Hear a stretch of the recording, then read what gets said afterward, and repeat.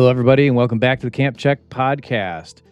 Today, we're talking about EQL launch plans, and we've got a whole wonderful crew in front of us here. We've got Classic, we've got Slayheim, and our new guest, Sigil. He is, of course, part of the Clickbait Guild. He's actually the guy who came up with Clickbait. He's right here in front of you.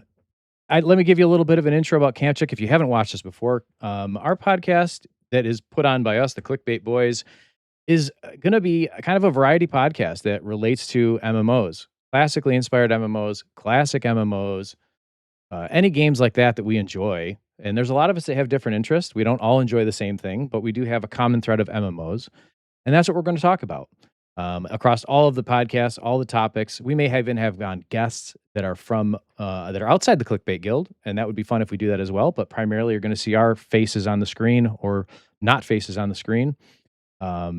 But we all have the same interests. We all love these kind of games. And today we're talking about our plans for EQL launch. What are we doing? Where are we going? What are we thinking about? What's the hype?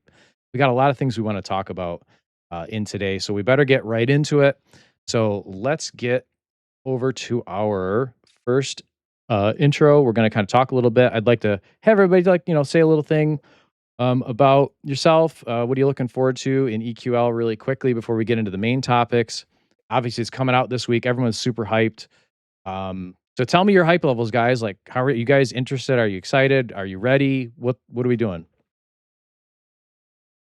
Super hyped. Can't wait for Tuesday, launch day. Can't wait to get back in there and looking forward to my first trio. Hey guys, yeah, I'm back again. I'm super hyped. I made a launch plans video where I borrowed a real piece of armor and was just furiously waving a sword and banging against a helmet.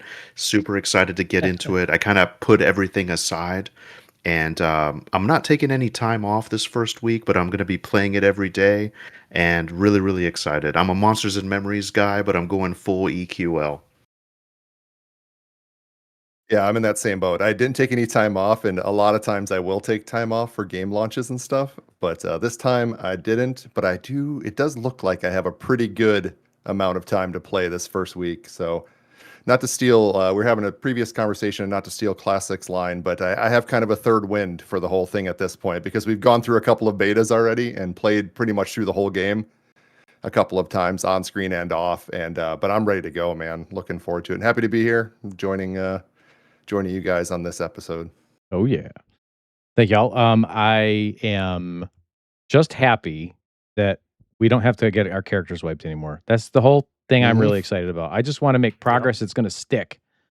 That's what I'm interested in. And I'm sure everyone out there watching is the same thing. Like they're tired of these betas and alphas and we've got, obviously that's a whole other topic for another episode. How many alphas and betas that are currently kicking around out there.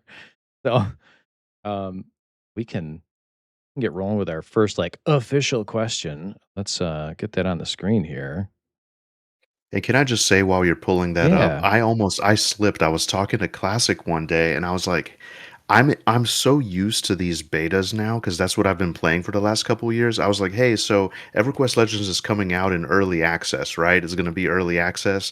And he was like, what are you talking about? Like it's actually coming out. So yes, I can't wait. I'm so excited.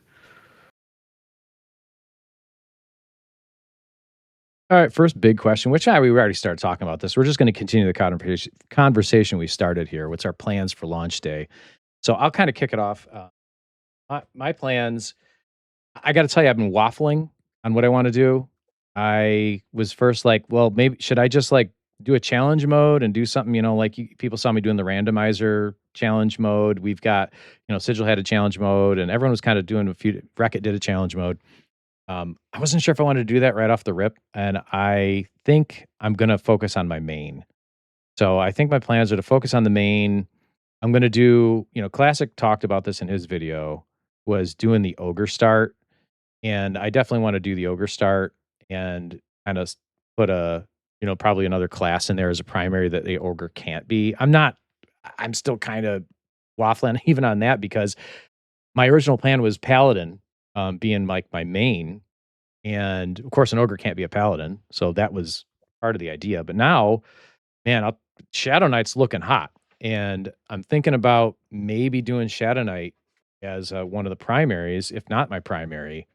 And then I don't technically have to do a swap because Ogre already gets the Shadow Knight. So I don't know. That's my plan at the start, is to do that, and then I want to progress to 50. I think because I want to get to that point where we can start raiding and playing together, because I really enjoy playing with everybody and playing with all you guys, either in duos.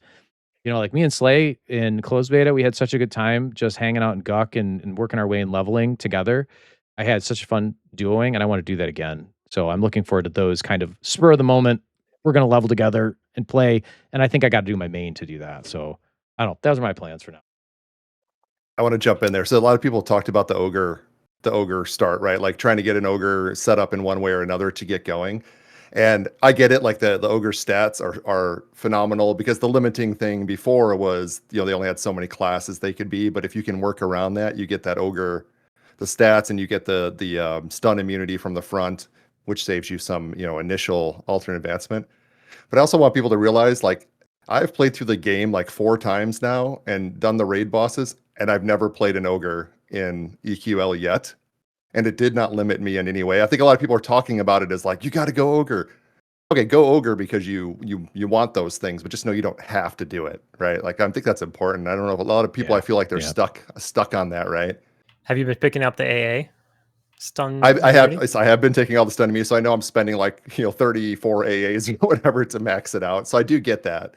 I'm just saying, if you don't want to do ogre, you're not limiting yourself in the game, right? Having said that, I'm probably going to do ogre, but you don't have to.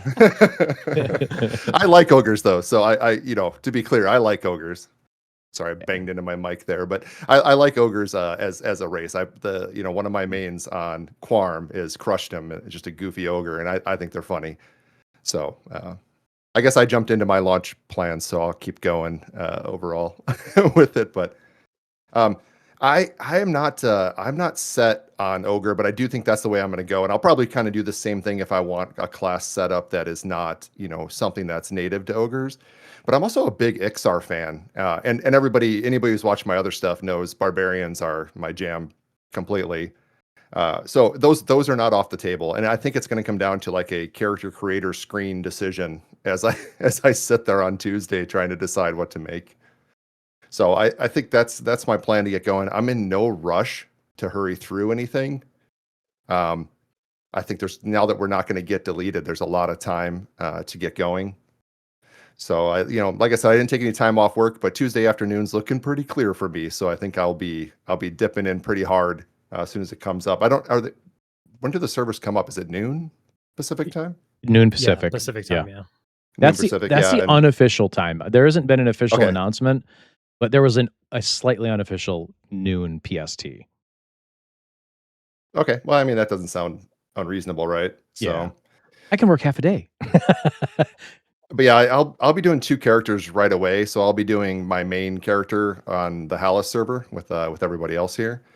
And I haven't decided yet if that character is going to be recorded or if that's just for me to do my own thing. And I'll show up in other people's videos maybe here and there as we do stuff together. And then over on the Ogok server, I'm going to make, I usually say Ogok. I don't know why I did Ogok right there, but either way, fantasy words, am I right? So over on the Ogok server, I'm going to make a challenge character also. And for that, I mentioned it earlier to these guys, but I think I'm going to continue on with my Built Wrong series, my little Froglock guy that my community voted on what's the worst class combination, and I was playing him. I was having a lot of fun with that, and we just ran out of beta time. So that's kind of my plan. Nice. I too am going to play ogre. I always play ogre as well, though. I got a high level ogre on P99. My main on Quorum right now is an ogre. I played an ogre in both EQL betas, and guess what? I'm going to be an ogre again. But I was gonna lay into everybody, but you saved him there with your rationale. But yeah, I think it's interesting. Ogres are finally getting their time of day. Right, ogre master race, and I've been preaching that for so long, and then suddenly ogres are cool, so they showed up to Hot Topic this time around. But I'm gonna do the same thing as like Tane was saying. I'm gonna do my main trio, or what I think maybe, I don't know. There's a bunch of stuff I want to be, but I'm not gonna do a challenge run at least, like straight out the gate or anything like that, because I want, like he said, I want to be prepared because I too have some of the most fun when we're all getting together and getting in the raids and doing some of that high level stuff. And I want to do a ton of Sky this time. Last time we were pretty light on Sky. This time around, I want to do more since there's no wipe. And Sky takes a lot of, as you guys know, like you need those items, you need a lot of grinding. There's rare drops and all of that involved. So looking forward to doing a lot more of that. And I think that'll be best done with us together. I didn't take off any time for launch, but I happen to have launch day off, which I kind of wish I had the next day off because I'm normally home like at 1:30 p.m. Pacific time, and it's launching at 12. So I feel like it's a wasted day in a sense, but it'll be fun. It'll be fun. But yeah, just do some videos with the playthrough and have a bunch of fun. Yeah. How about you, Slay? Yeah, so for me, and you pretty much nailed it. I know I'm kind of the last to come into this, and I was thinking about this for a while. None of us talked about it or anything, but I just came to my own conclusion because, as you said, so I played Froglock in the beta, and when you pull like 10 enemies at once. I also played Ixar in the other beta, and yeah, I'm just constantly getting stunned. It was infuriating. So for that reason, I was like, I want to try the ogre, like kind of innate racial ability, but I had this fantasy to do just like this warrior, kind of this like warlord, sort of primal chieftain inspired kind of a role play, I guess you could say. Um, that's not necessarily a challenge run because for me, I don't have so much time, so I'm going to be focusing on my main character, my main loadout, and but for the launch day specifically, yeah, I pretty much work like a regular, 9 to 5, and so I'm going to get home. Tuesday happens to be my streaming day anyway. I'm more of a streamer, so I won't be doing the Let's Play content. I'm going to be streaming as much as I can, and so I just plan to have like a nice, four, maybe 4 or 5 hour stream, and just go as far as I can. I would love to group with you guys. That's been my favorite part of the game. So I'm planning to now. To be honest, I've never played an ogre in EverQuest, so I don't know the starting area. I'm not familiar with this zone, Firod. It always looked very dark and creepy and foreboding, so I just kind of learned to stay away. So the first like few levels I might piddle around, but I'm eventually just gonna make my way to Befallen. So hopefully we can link up there, do some stuff. And I think when I linked up with Skeletane, we pretty much stayed, or at least I did.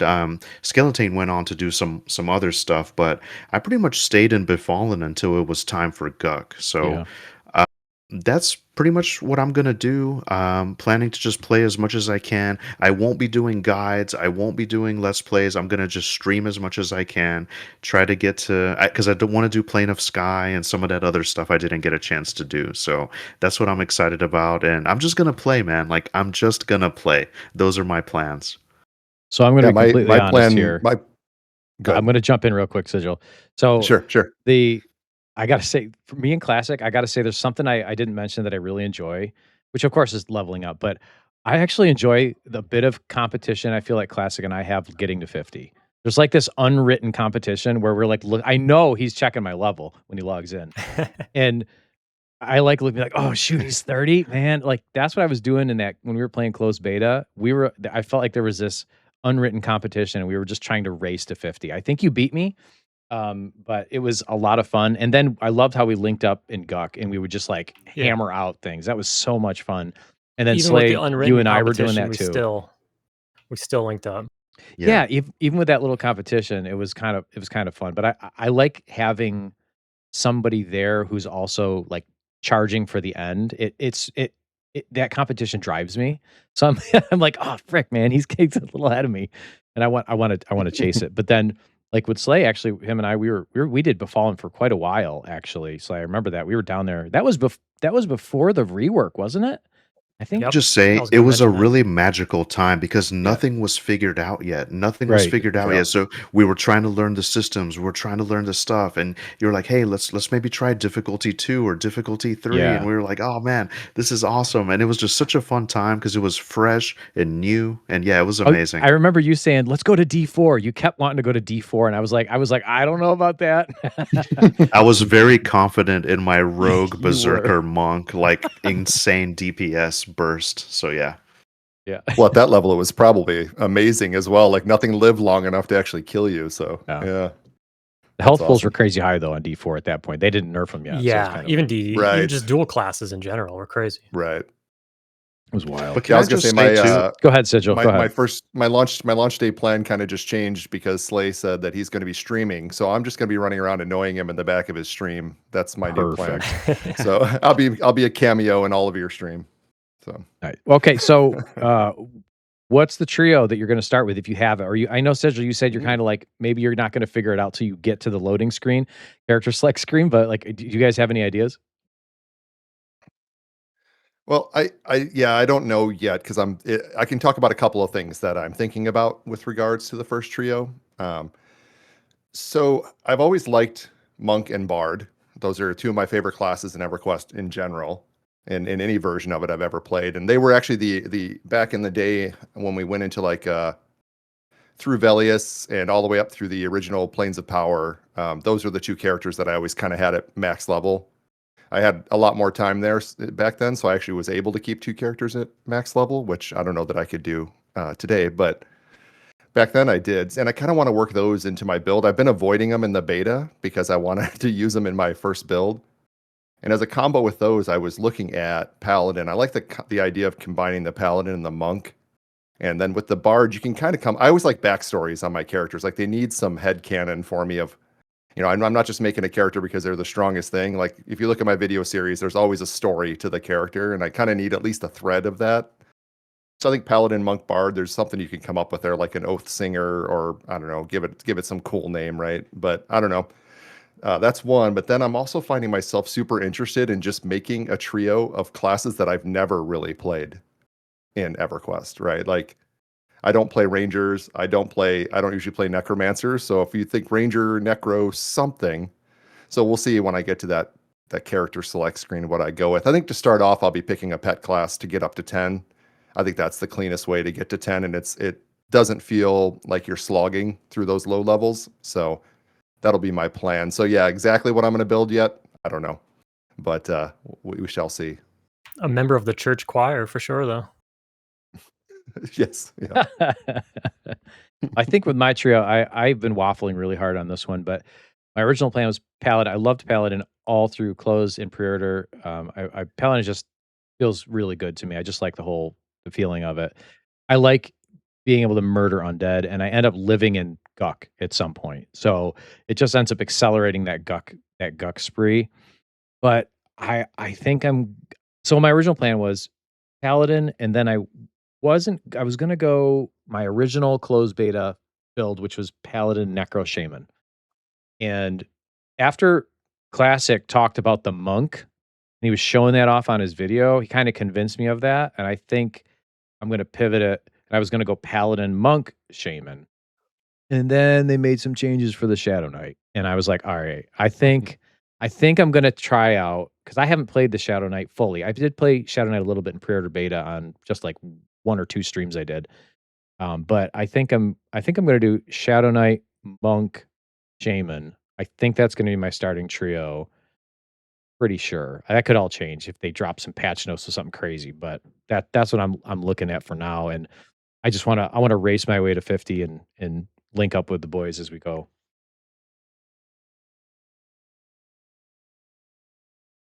Both of yours sound incredibly strong. I like them both. Tane, yours is like in old school EverQuest, Shaman, Shadow Knight, and Shaman Monk are two of the strongest duos, and then you've combined that into a trio. And Paladin right now is banging. So Paladin combined with part of what I'm doing. So I'm gonna do the no priest thing, and I'm gonna go Monk, Necro Bard. So two of what Sigil is looking at potentially, and then I'm gonna put in the Necro. Well, you were also looking at Necro, so that's funny because we're Yeah. kind of looking Yeah. at the same classes. But I've nailed mine down to those three. Bard is the primary, and then I'm gonna. So, actually, I'm on the fence about that. I kind of almost want to go Monk as the primary, and that's because with other trios in the future, a geared monk would kind of be the carry with the two newbie classes if I haven't unlocked more primaries and stuff like that. And there's even something, I'll bring it up later because it doesn't have to do with this, but there's even maybe more reason to level up one class at a time opposed to 2 or 3 brand new classes at a time. It's just to work on AAs and stuff like that, I guess. But that's what I'm looking at. So no priest class, no heals actually at all, no heal. So just regeneration from the monk, both mana, endurance, and life, and then the necro heavy mana, but with leech and taps. And the monk is just going to be the melee DPS with the men. So that's it's not exactly a heal, but it is men. So that's what I'm looking at. I think it's strong enough. I did previously do that combination with the Beast Lord instead of the monk, and I was able to, after leveling some spells up a little bit, I was able to down Nagy at 46. But with this newer threesome or trio, I should probably say, and at level 50, and I kind of I learned a lot in the process. So knowing what I know now, I think it'll be pretty powerful, and it'll be fun. It's not really a challenge run, but it's a fun thing to do, and I think it's mainable. Yeah. So when you did the Beast Lord version of that, were you finding that the pet ended up actually tanking anything, or was the pet more of just a dot going on the side The pet was kind of a overall? weenie in Yeah, the sense of defense. To be fair, I could see him being stronger if I had leveled him up earlier, or if I had I don't know, focused on a lot of like AC gear and stuff for him.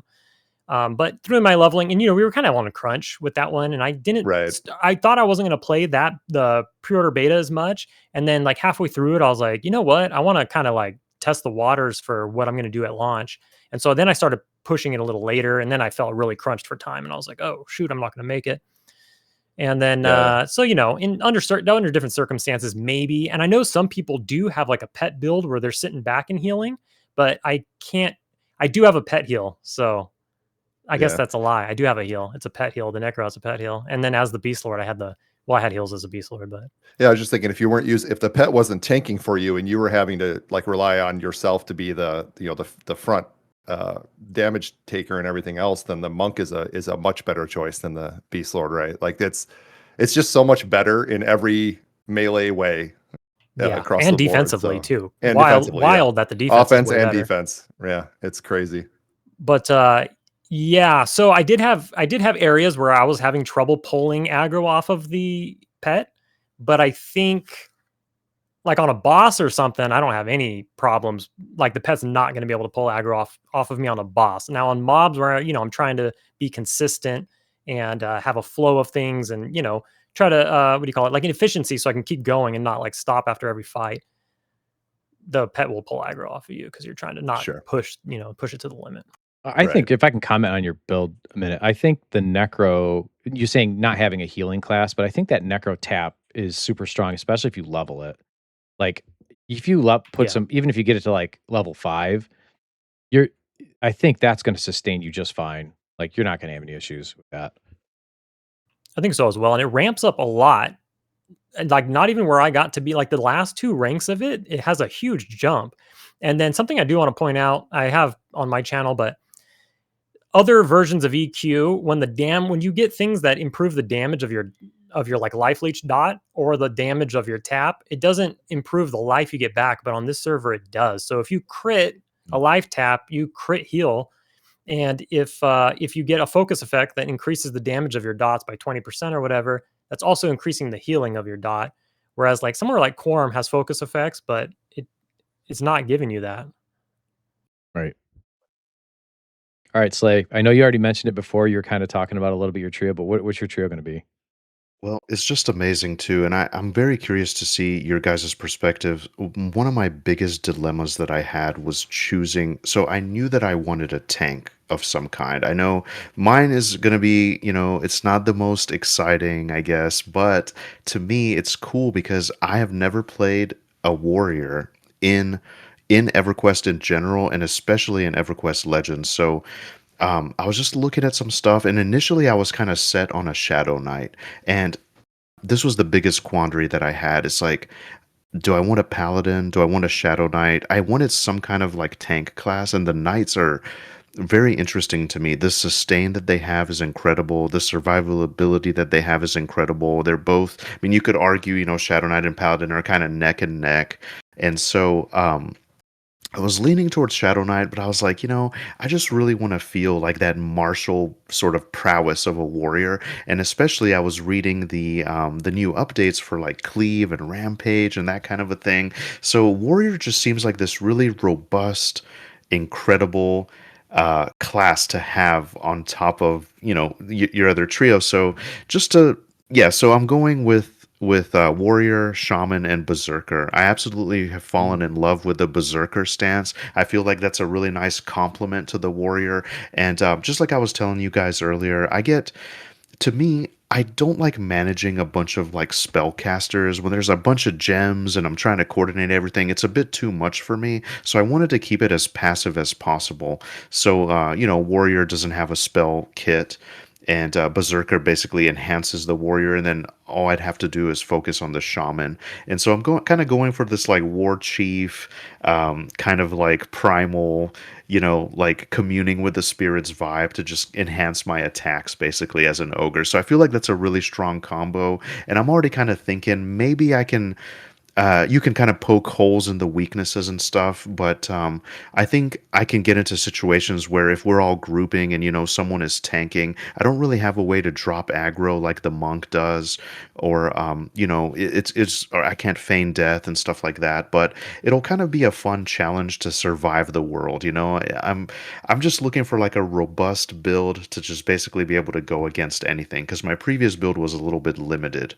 So that's kind of what I'm thinking. But now, as Sigil said, maybe last minute I might change my mind as I'm looking at the character creator. But so far, that's just kind of where I'm at. The most difficult decision was to choose between Warrior, Paladin, and Shadow Knight. They each have their strengths and weaknesses, and I love them all.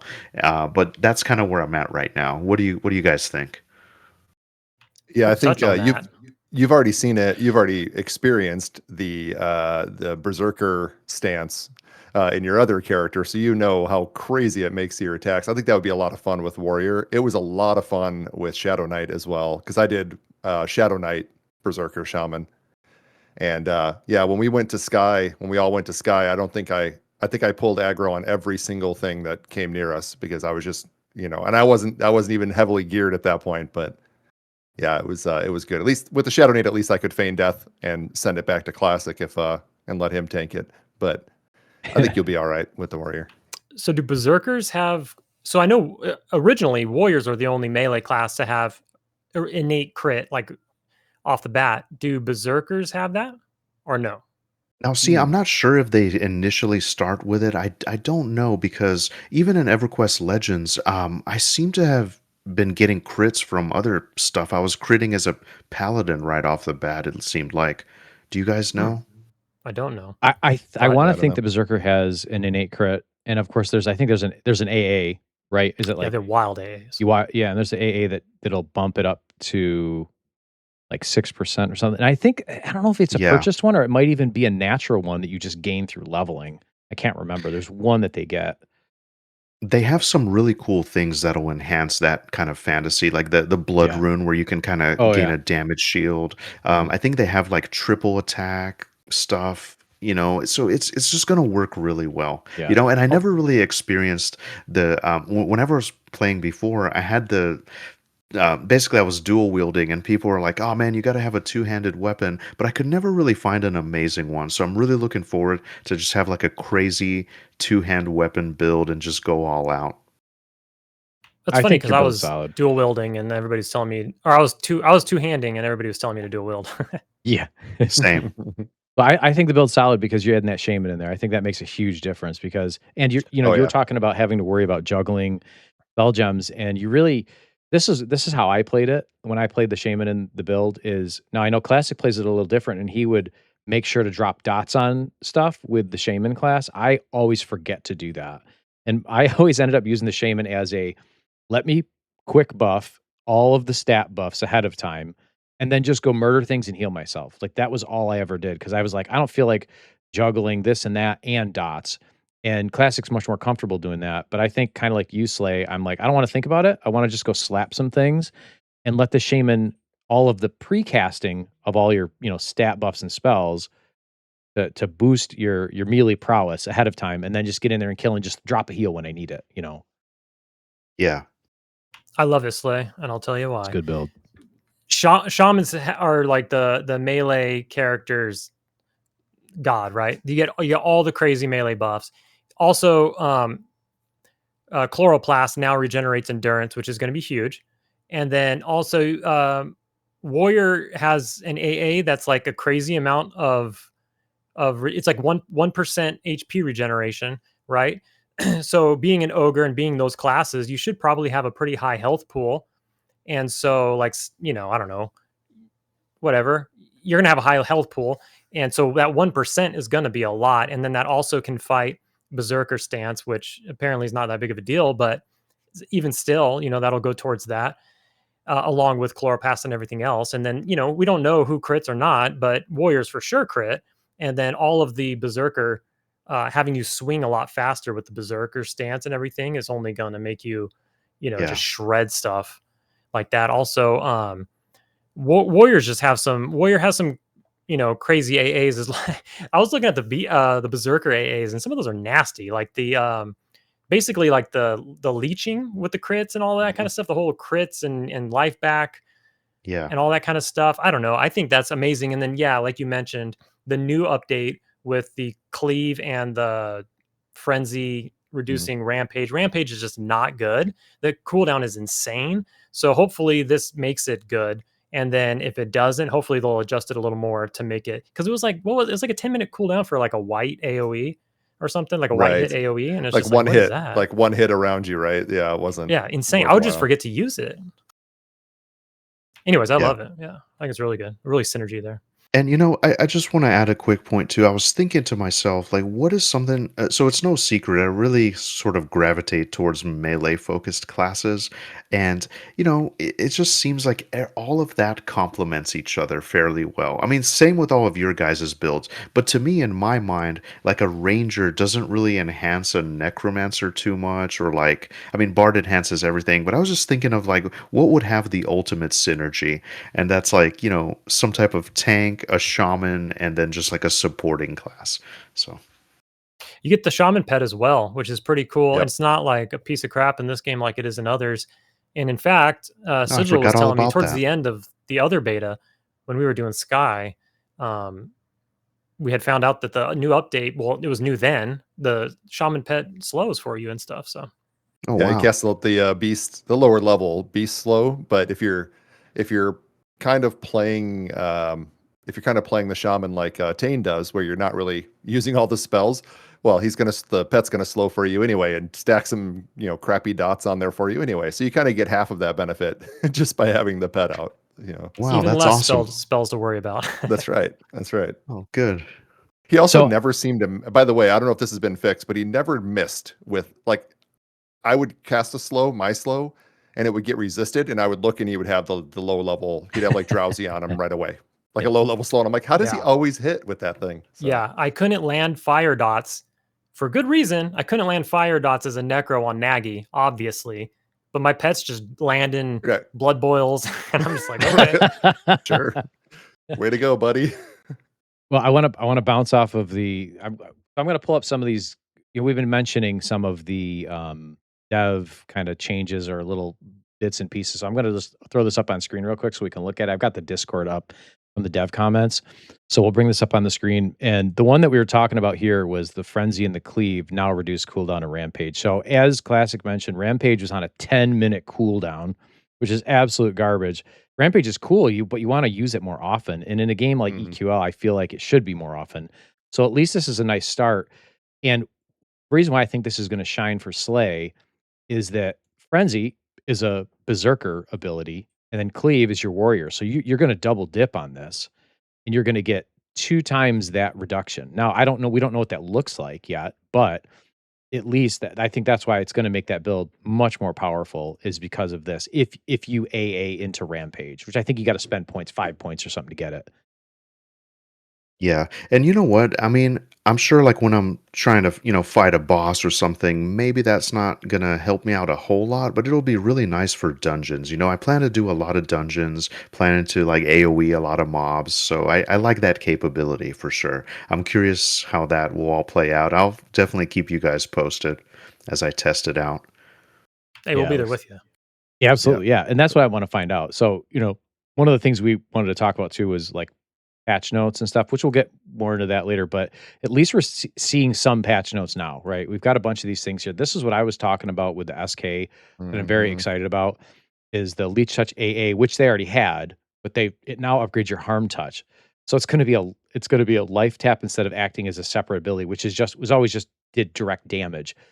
And it's going to have a dot component, which is wild. So it just makes harm touch bigger.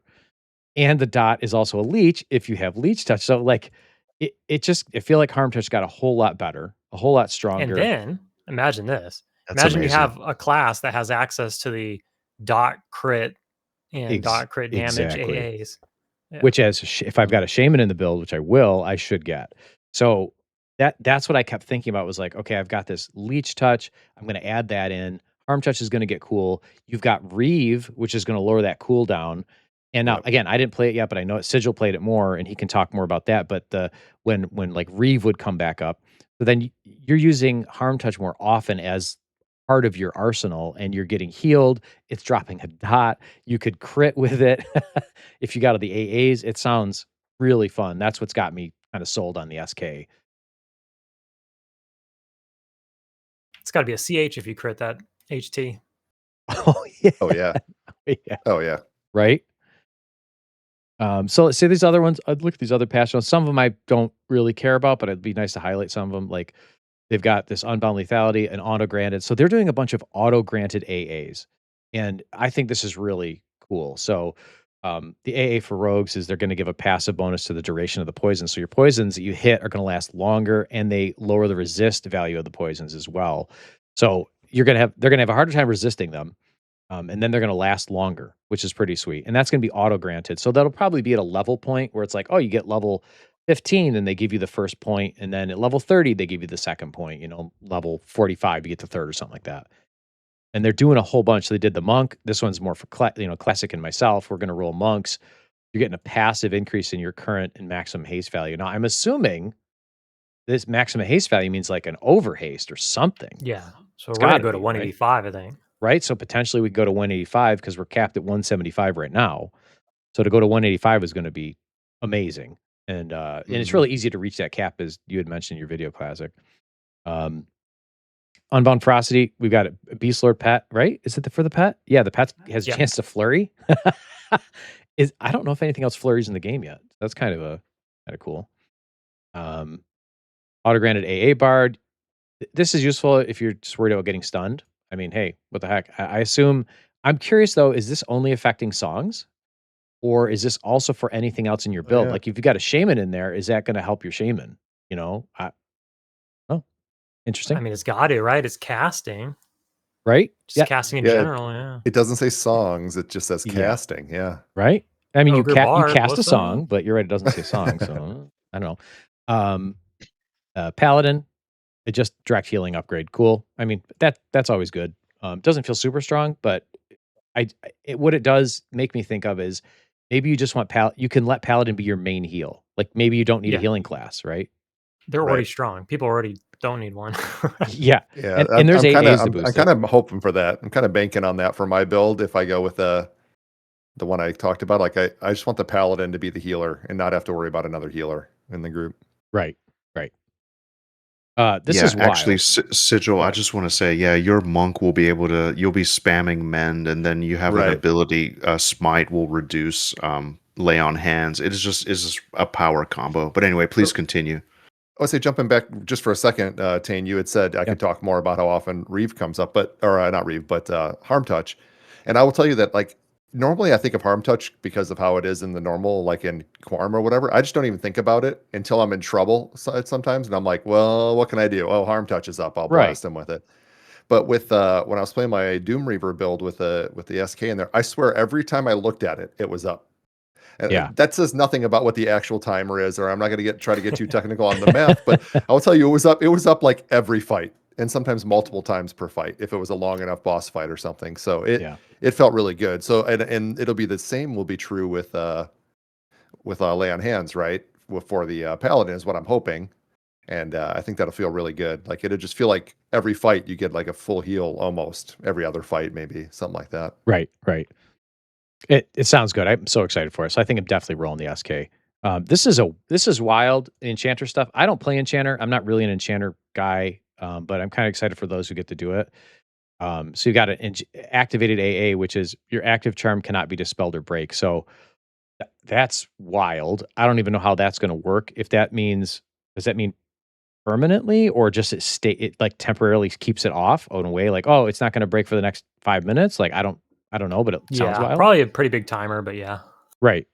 And then so I don't think it's like I don't think this is like a what do you call it? A dire charm. It's not like a dire charm where it's like, oh, you get a permanent charm pet. I think it just like holds off the charm for a while, right? Which is cool. Not and charming is so much easier in this game. It's so much easier in EQL than any other. It's and the danger is much less. And then this is I don't even know what to think of this. This is wild. They've got another activated A for an enchanter that the first time when you activate it, the first time you're hit, you create a clone of yourself and you shadow step backwards, and your clone inherits the hate, and your own hate's reduced by 99%. So you like it's almost like a pet. It's created instantly in your place. I got questions about that. Like how many hit points does it have? Is it the same? Is it inherit your hit points? There's all these it sounds wild. That's amazing for a Naruto cosplay along with a rogue if you want to throw in there. That's amazing. Right? So that seems fun to play with. I'll probably never try it. I'm not an enchanter guy, but I would like to see how it works. And then, of course, another SK boost, which is again sold me on it, was now more boost to life tap. Like, come on, that's going to be out of control. I would be curious to see what if you went. I wouldn't do this, but what if you went Shadow Knight Necro? Like, now is it going to boost your Necro life taps? It probably would, right? Maybe they already have it, or they don't have it. Yeah, I don't think they do. Yeah, I don't think they have it. No, but I mean, it seems like SK specifically. Right. Okay, so the next thing, which is actually I'm going to scroll down to just a little bit.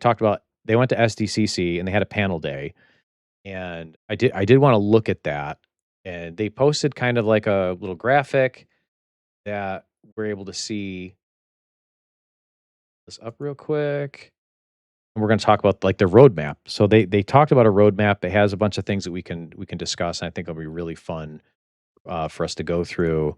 So let's have a look at that. I think many of you have probably already seen this, but it would be fun to go through it. So they announced this at the SDCC when they did the panel, and they put this up on the screen for people to look at. And they just basically said, here's what we're planning from launch, which is this week, and then into the future for the next 3 seasons. We've seen this in every MMO. They always do like a nice little roadmap like this, and here's EQL's version of it. So Karen race, everyone's been wondering about that. Now, they did keep saying that they're going to do it for launch, but then there was questions like, we haven't heard anyone talking about it. Well, they've confirmed it here. So there's definitely going to be Karen on launch. And my question is, before we continue the rest, is, are any of you interested in Karen at all? I'm not, but I'm curious if you guys are. There will be Karens at launch, all right. Yeah. So I'll just jump in. I think it's interesting maybe for like a challenge run whenever I do get around to that. It might not be for a while, but I'd be curious to see how like the textures look on them, like leather armor or plate armor and whatnot. And even just before the talk, I was just kind of thinking, what would their innate racial ability be? Fun fact, cats have like an incredible reaction time. There you go. But they can even dodge a snake. Like if a snake is striking at a cat, they can dodge it. So I'm thinking maybe some crazy like quadruple attack, or maybe like something to do with agility or dexterity to a crazy level. But I was curious to see what you guys think. Some kind of avoidance boost. Fall. They have to have safe fall, right? I mean, I have to imagine that's one of their racials, always landing on their feet. So absolutely, yeah. Yeah, so original Vashir had a sneak skill because they're, a cat.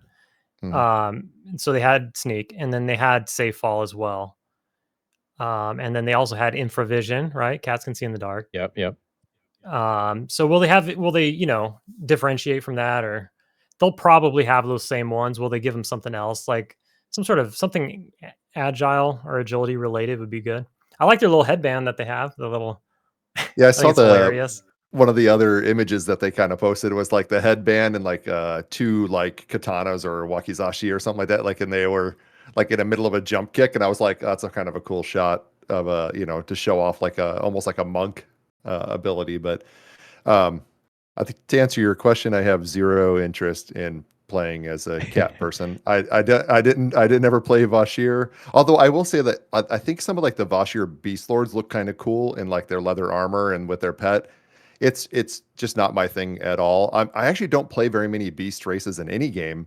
Although I like the XR, so I don't know what that means. I guess I like lizard people are okay, but apparently not others. I'm not a big fan of Froglocks. I'm not a big fan of the Kirin or the Vashir.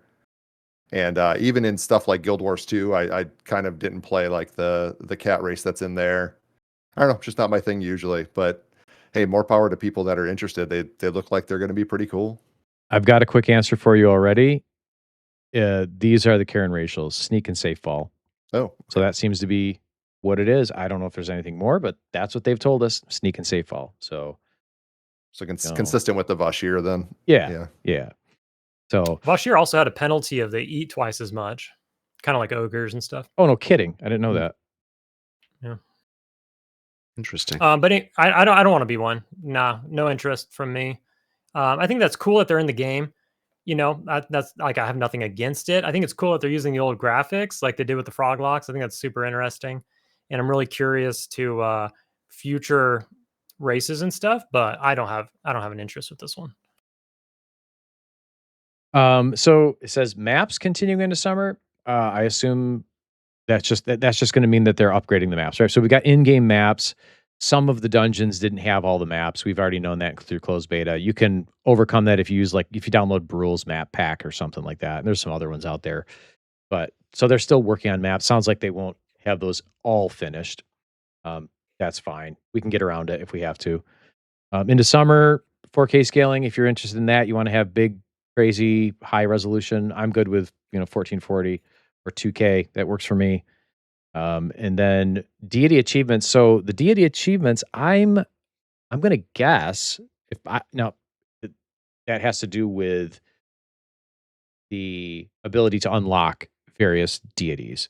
Like they added a quest into the game already that lets you unlock agnostic. You have to go to Oasis and there's a quest there. And if you go and kill Innie and CT, you then can get agnostic unlocked for any class race combo.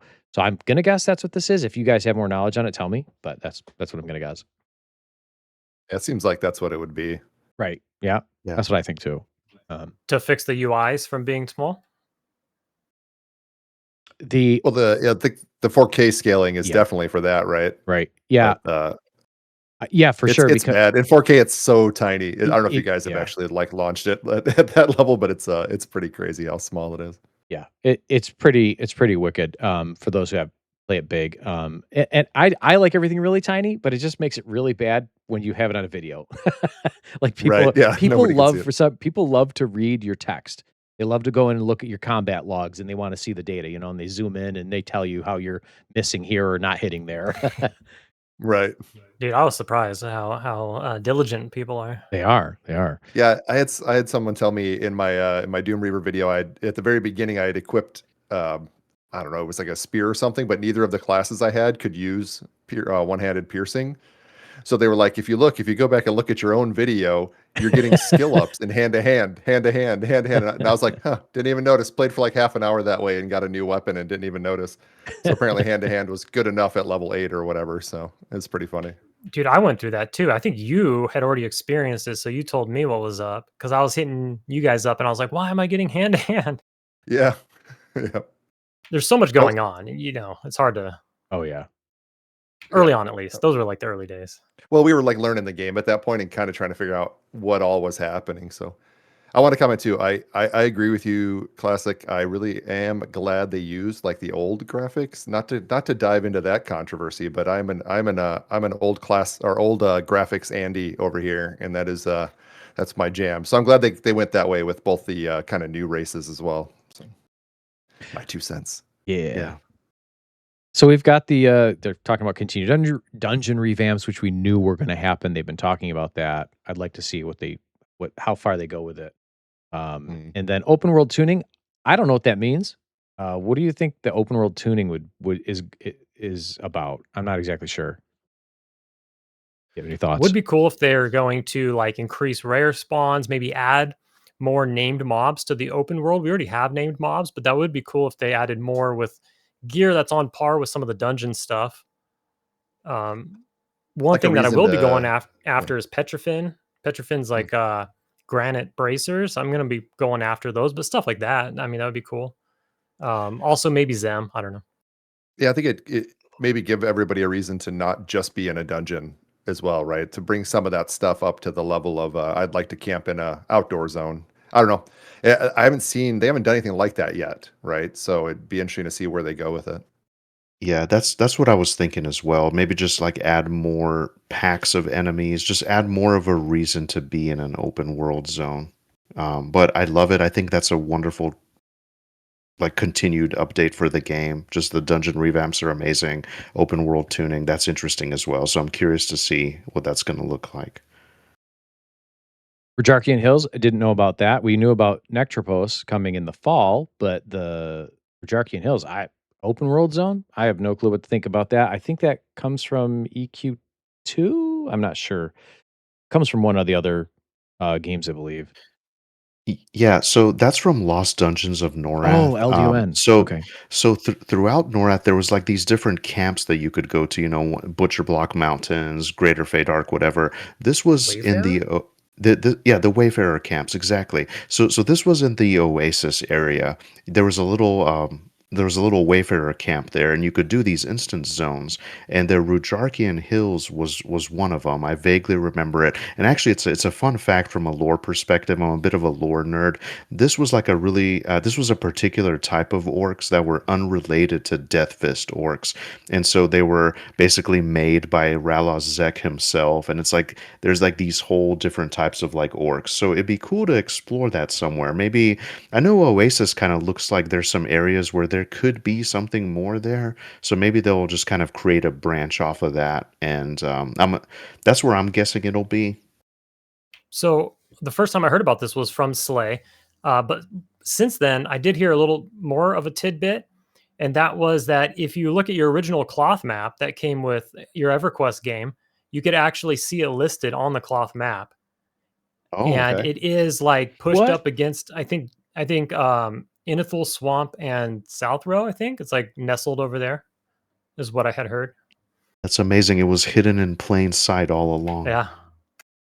See, now that's the lore I love, is the ones that's been there the whole time, and then they're just, See, sideways I explaining. love that. I love that so much. Yeah, that's amazing. And I saw this last night for the first time through your post, Classic, and that's when I saw that, and it just kind of jogged my memory that it was something from Lost Dungeons of Norath.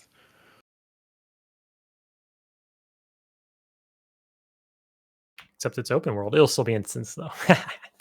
Right. We can make anything instance.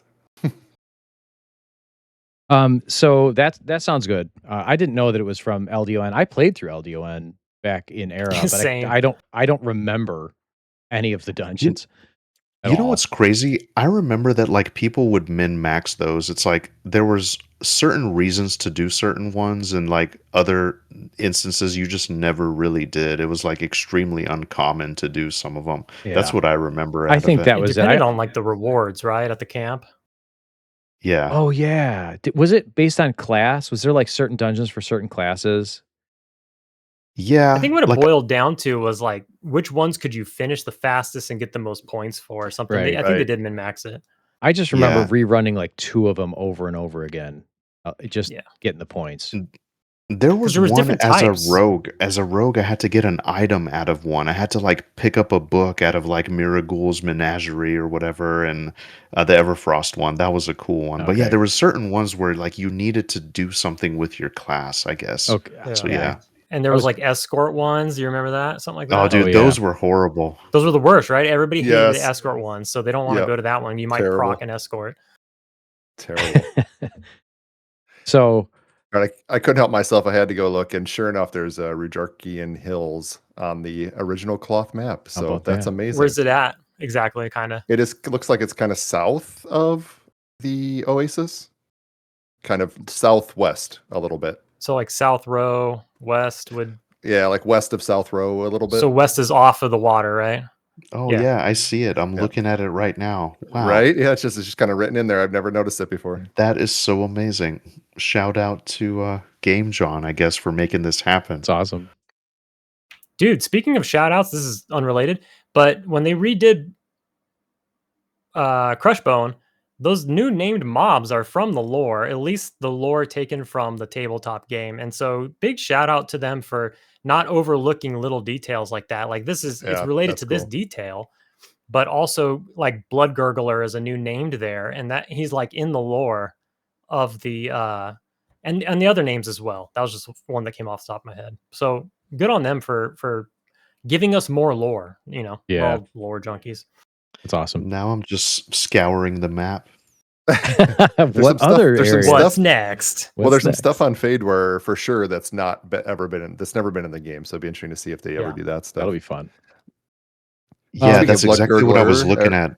Dragonscale Hills, Elizarian Lake, Way Under Lake. Those are ones I've never heard of. The Loping Plains, Ranthox Ridge. Are you guys familiar with Dude, those? that's a lot. There's a lot. there's they a can bunch work over with. there. Somebody in the comments are going to let us know. They're going to either pull that out of the EQ2 or like later expansions beyond anything we played. Hills of Shade, I feel like they added later. But yeah. Awesome. And then last thing I got is that boar mount on there. Not that I care so much about that, and it's a shop item, so it's a bit of the monetization stuff that tends to be a little hot button of an issue. But what that reveals to me is obviously they're going to be adding mounts. Like they're going to be doing mounts on the shop. This is first of probably many, right? Perfect store shop item. Perfect cash shop item. But put mounts. So currently, they're already in the game in the sense of a Paladin Shadow Knight, Yeah. but this is going to be a way for other non-knights to get them. Yep. Of course, we know it's about definitely not going to become a shoot. What's the permanent spells? What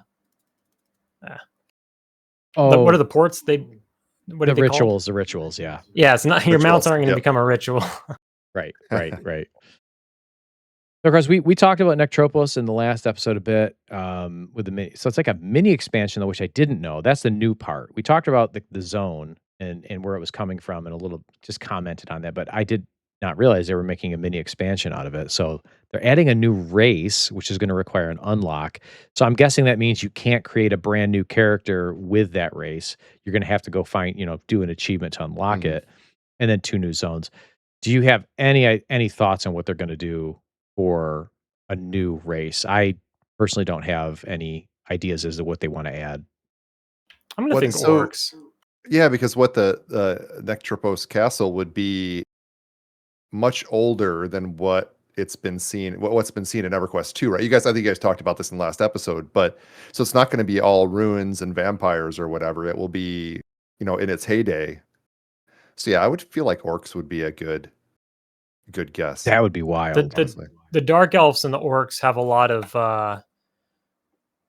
of teamwork going on, I guess, and you see them a lot over there. I mean, they're in Nectulos Forest as well. You got orcs in there, right? Yeah. Yeah, orcs would be good. Goblins is one too. That's a possibility. 2 new zones. So we knew 1 zone, right? But they're saying 2. So I'm assuming one's going to be maybe like a city, and then the other one might be like a dungeon within the city. I don't know. Yeah, I have no idea. And then, of course, we see they're doing holiday events. I think that was expected. Most MMOs do some sort of a holiday event around the big holidays. So probably like maybe if they're doing it, they're mentioning it in the fall, it probably means they're going to do a Halloween event, right? And they'll probably surround it with Nectropos or something like that. And, usually there's a Christmas event in most games around, something like that. So that's what I'm guessing is they're going to end up doing there.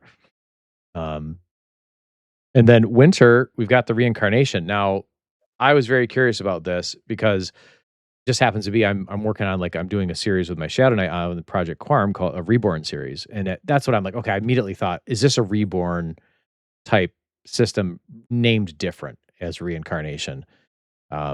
And I think we do have an official word on that in the Discord, which I will pull up, look at it really quick so we kind of have an idea of what it is.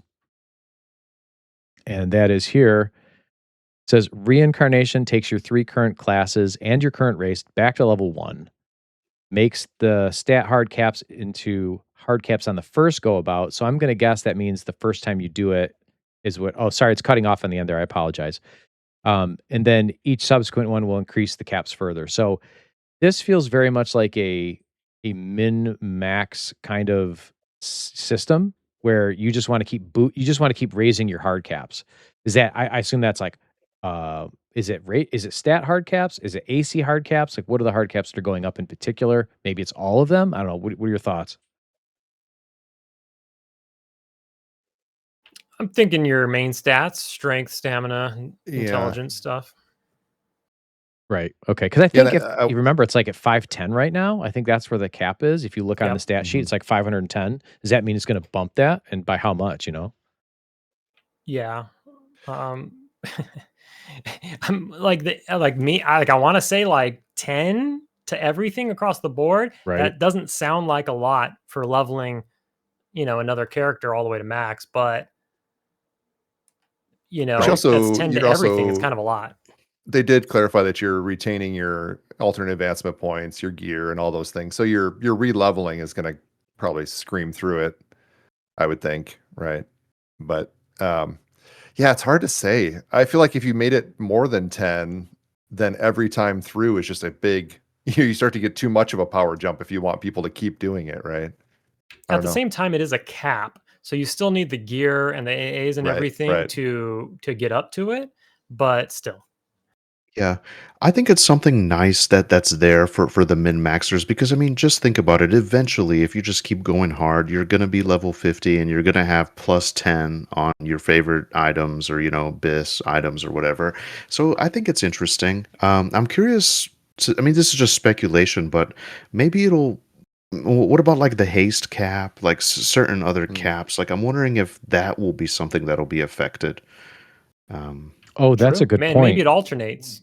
Maybe your first one is stats, your second one could be other kinds of stats. It's possible. And I would say I think with this system is probably I don't at this point. I mean, I could change my mind. I don't think I'll probably do this myself. It just like I think that would be. It feels like something that's like an additional challenge for people who are just like they've already done everything and they're like, hey, I just want to like make my guy stronger. And boost him. And I could imagine like going into Kunark, this would be huge if you came out of the gate like just ripping. We're already going to come out really strong, but this is another way to just like further that and make your when you go into Kunark, you're going to be even stronger and blowing through content if you decide to do this. There's a little bit of maybe a bonus here. We all talked about, or a lot of us talked about doing for our YouTube channels, doing like challenge runs on another server, right? Because you can only have one Right. character per server. But you could also, reincarnate and do a challenge run that way and get a little bit of a bonus out of it as well, right? It might be interesting. Right. True. Right. And you do is that I don't see the comment on here, but you do keep your gear and your AAs. Yeah. So That's That does true. make a challenge mode Yeah, harder. Yeah, that's- because you have all the stuff, right? Right. So it's it depends, like and also I want to highlight that it says 3 current classes. That's not all your classes. It's not going to reset all of them down to, Mhm. back down. Yeah. So it seems that it's just whatever your current classes are that kicks those right back down to level 1. But I don't know. So yeah, Yeah. that seems an interesting system.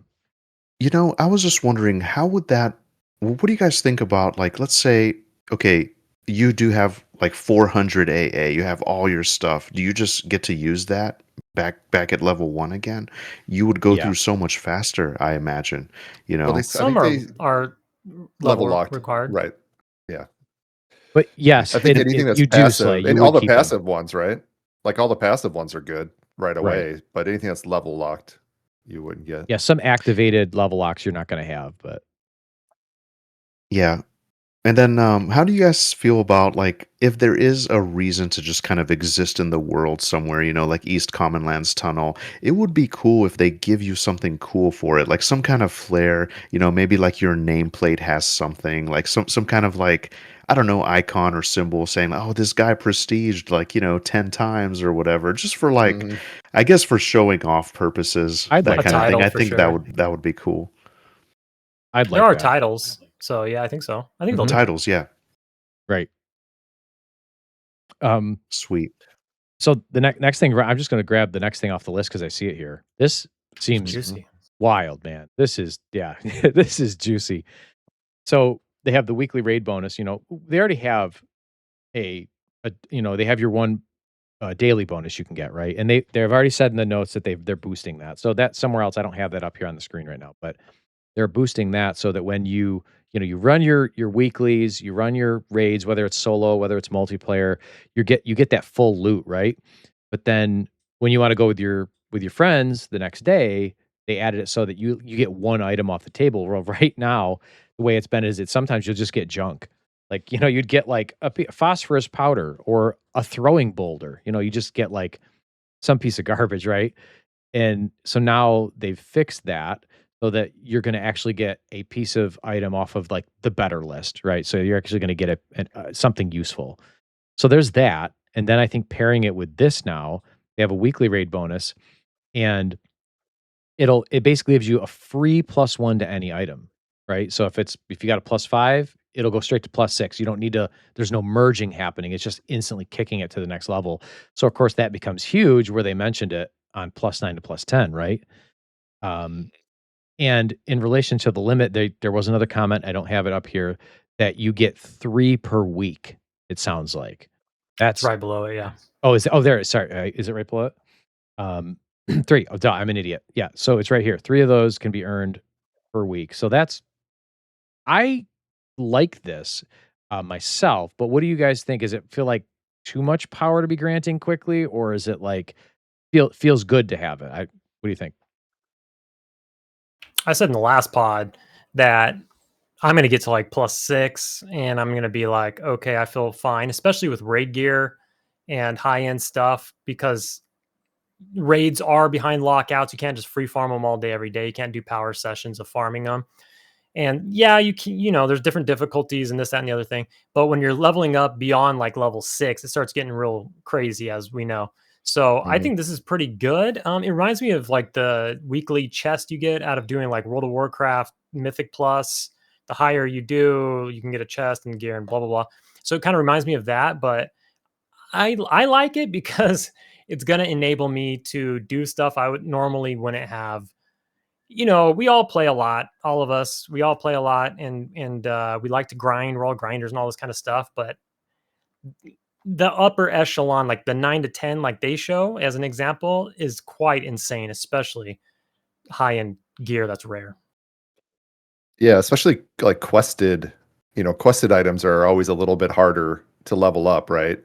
I think that's huge for quested items. Now, obviously, you can merge up your moats now and use them in the same way, but I mean, the fastest way, we all know the fastest way to level up beyond about +4 is usually to get more +4s, right? To get more of the same item. It works really well. I think this lets you. It's almost like a little bit of like bad luck protection too. If you're just not getting a lot of motes, you just go kill some bosses, and you're going to be able to still level your stuff up. You'll make some progress every week. Much, yeah, like you said, a lot like the vault in World of Warcraft. It's good. It Yeah, I helps like raid it. loggers.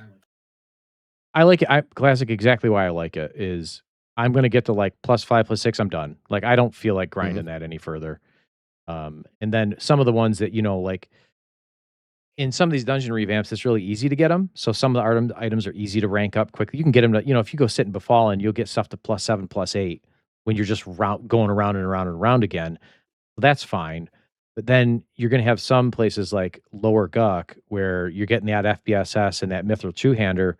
They're so rare to get those that it's going to be a little more difficult to always level that. And I think that's going to be where this is going to shine. Or of course the raid gear as you already mentioned, but that's going to be the huge part is for raid gear. or even sky items. If you're doing a sky quested item, like man, that's gonna be hot for that. So Yeah, like Sigil said, those like the sky items in general, the belts, yep, the weapons. yep. Yeah. Yeah. I need 2 weapons for the monk. I need the 2 monk weapons, and so it's gonna be nutty. um, okay, so let's get back over to the roadmap here. I don't know if we finished all that. Okay. Yeah. So the reincarnation, we just kind of went from there and jumped all over the place. But then, of course, the big one, Kunark expansion, like that's exciting. Everyone's looking forward to that.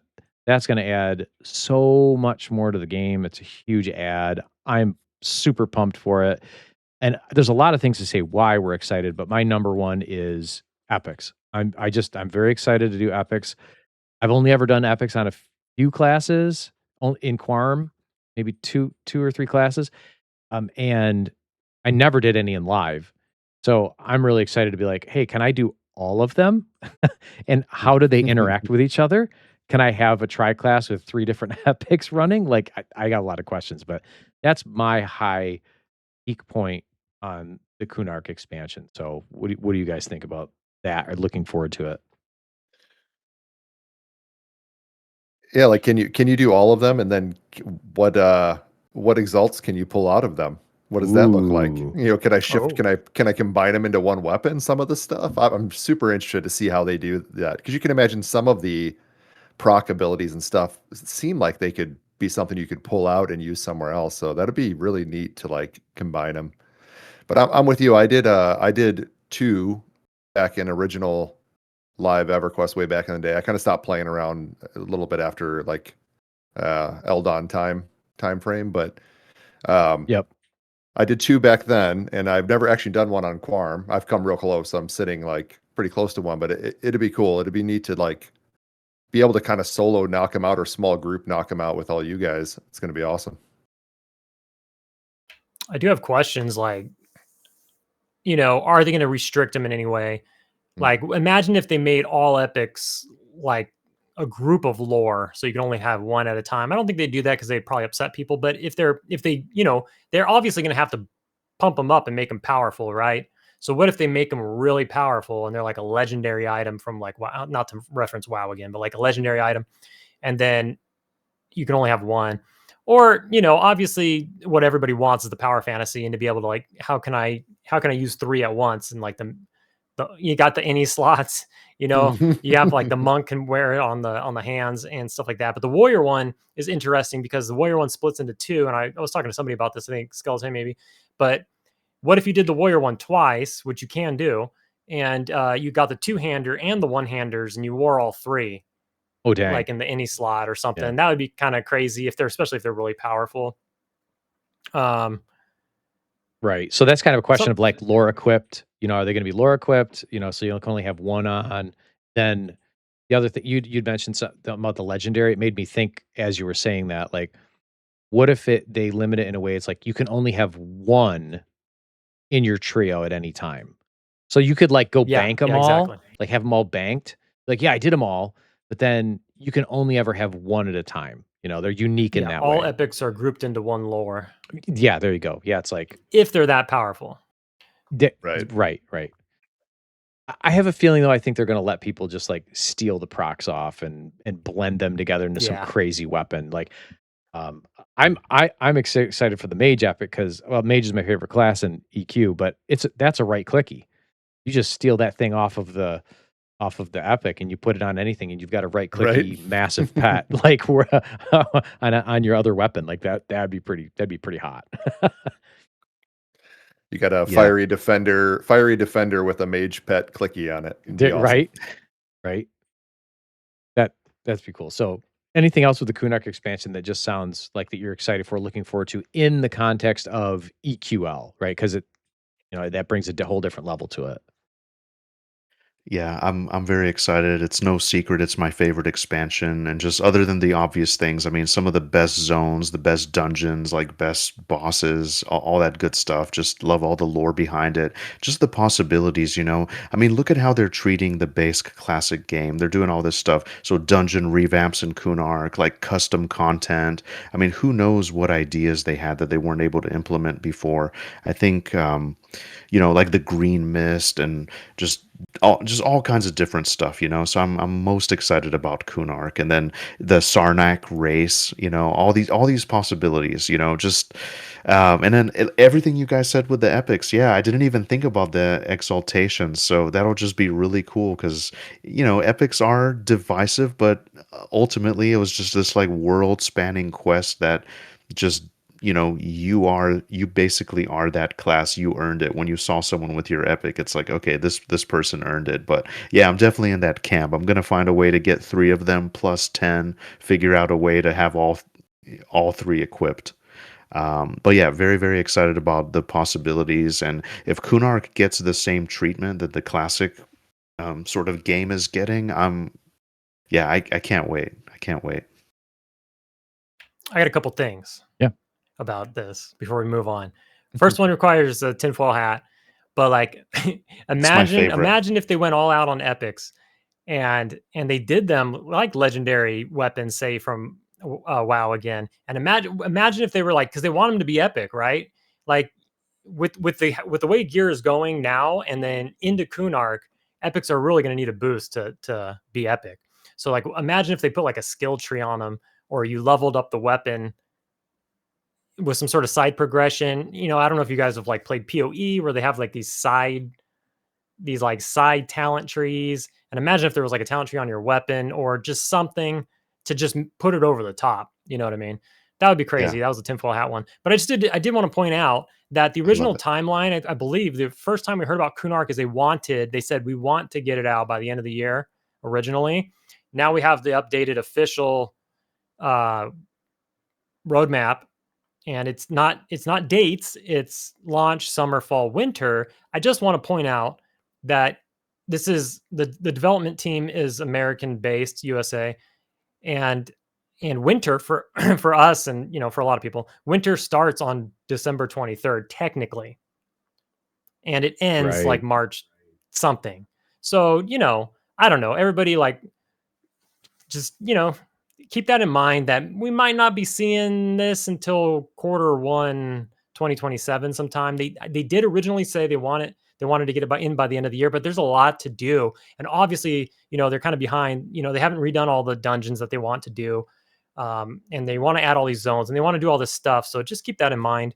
There's still plenty to come in Classic, and you know, maybe it comes in February, and so don't be mad about it, I guess. Just kind of expect it. It is pretty wild how fast they're working, though, in my opinion. Like when they said some of that stuff at the beginning, I was like, there's no way any of that's getting like done in the next month. That was crazy. And then, or 2 months, whatever it was. And they have delivered on a lot of stuff really fast. So yeah, I think, I think for something that's going to be a major content release, you know, you don't want to release it half done, especially since it looks like there it says price TBD, so there's going to be some cost to it, right, to buy the next expansion, which makes sense with their model here for monetization. But you know, you don't want to release that. You can't release that half done for more money, right? You True. kind of need to have it done. True. In my opinion. Like right now, it almost feels like you get away with not having quite everything done because that's what was promised, right? But when you're going to buy an expansion, you're expecting it to work at that point, right? Yep. So yeah, I would agree. I think it's probably early next year, right? Still winter, but early next year that we get it. I always Yeah. say I'll in put it on my any of Christmas. these, I'll in put it on any my of Christmas these, list though. So. yeah. Um, in any of these kind of situations where you're dropping an expansion or a game is releasing or whatever, I'm always in favor of letting the devs cook. Like, I'm just going to keep saying that. And I know I've mentioned it before. Nintendo has a great model in the way that they've always done it. They're not afraid to delay something to make sure that it's going to be gold. And I would highly prefer that they release this later. And yes, I know people are going to be dying for content and they're going to be like, "Oh, there's not enough to do because it's a fast-paced game." But I know Classic has said this before. It's like, "Hey, play it for a while, play it for a few months, get your fun out of it, and then don't sub and come back when Kunark drops, you know, and you'll get to have a whole new round of fun again." So don't get too bent out of shape if they're like, "Hey, we got to drop this at the end of Q1 2027." Like, give them some grace. They're cooking on this stuff. They're already, like Sigil said, they're already going extremely fast. But fast can also mean maybe messy. So let's make sure that when it comes out, it's going to be good. It's going to be tuned. It's going to be in light of EQL, which creates honestly so many challenges to every expansion that they decide to tackle. Right. So I want to give them grace. I hope that they make it good when they drop it. Yeah. I also hope they go with your tinfoil hat theory for for epics as well. Give me like a cool talent tree attached to it or something. Now I really want that. Now that you said it, so Yeah. Hey. you've set my expectations too high. Classic. Okay, so coming off of that conversation with the Kunark expansion and, my comments about keeping it like wanting them cook and wanting them to make sure they make the game right and make it well, especially with Kunark, because we know that's such a critical expansion to the game. Let's talk about this iteration, the release iteration or the classic era of the game. Do we think the game is releasing too early? Is it had enough time to cook? Do we feel good about its current state? I mean, we already know there's some things that they haven't finished. Like the dungeon revamps are still going to continue into launch. They have maps continuing into launch. There's a few things that are not fully done, but do we feel that that's enough to hold it back? Is it too early? Would love to hear your thoughts on it. Yeah, so I guess I'll go first here, and I'm kind of curious what your guys' perspectives are. And I think, like, with the devs cooking, like you said earlier, Skeletane, I think you could argue that the game is releasing a bit too early. I mean, like we store in the middle of all the dungeon revamps and some of the custom content coming. But if they can get that in by winter, then you want to kind of keep that going. I think it'll be great if it could maybe cook a little more so they could get all the systems in place and whatnot. I wanted to circle back. Just you guys hold your thought about this, but on the topic of races, I was just thinking too.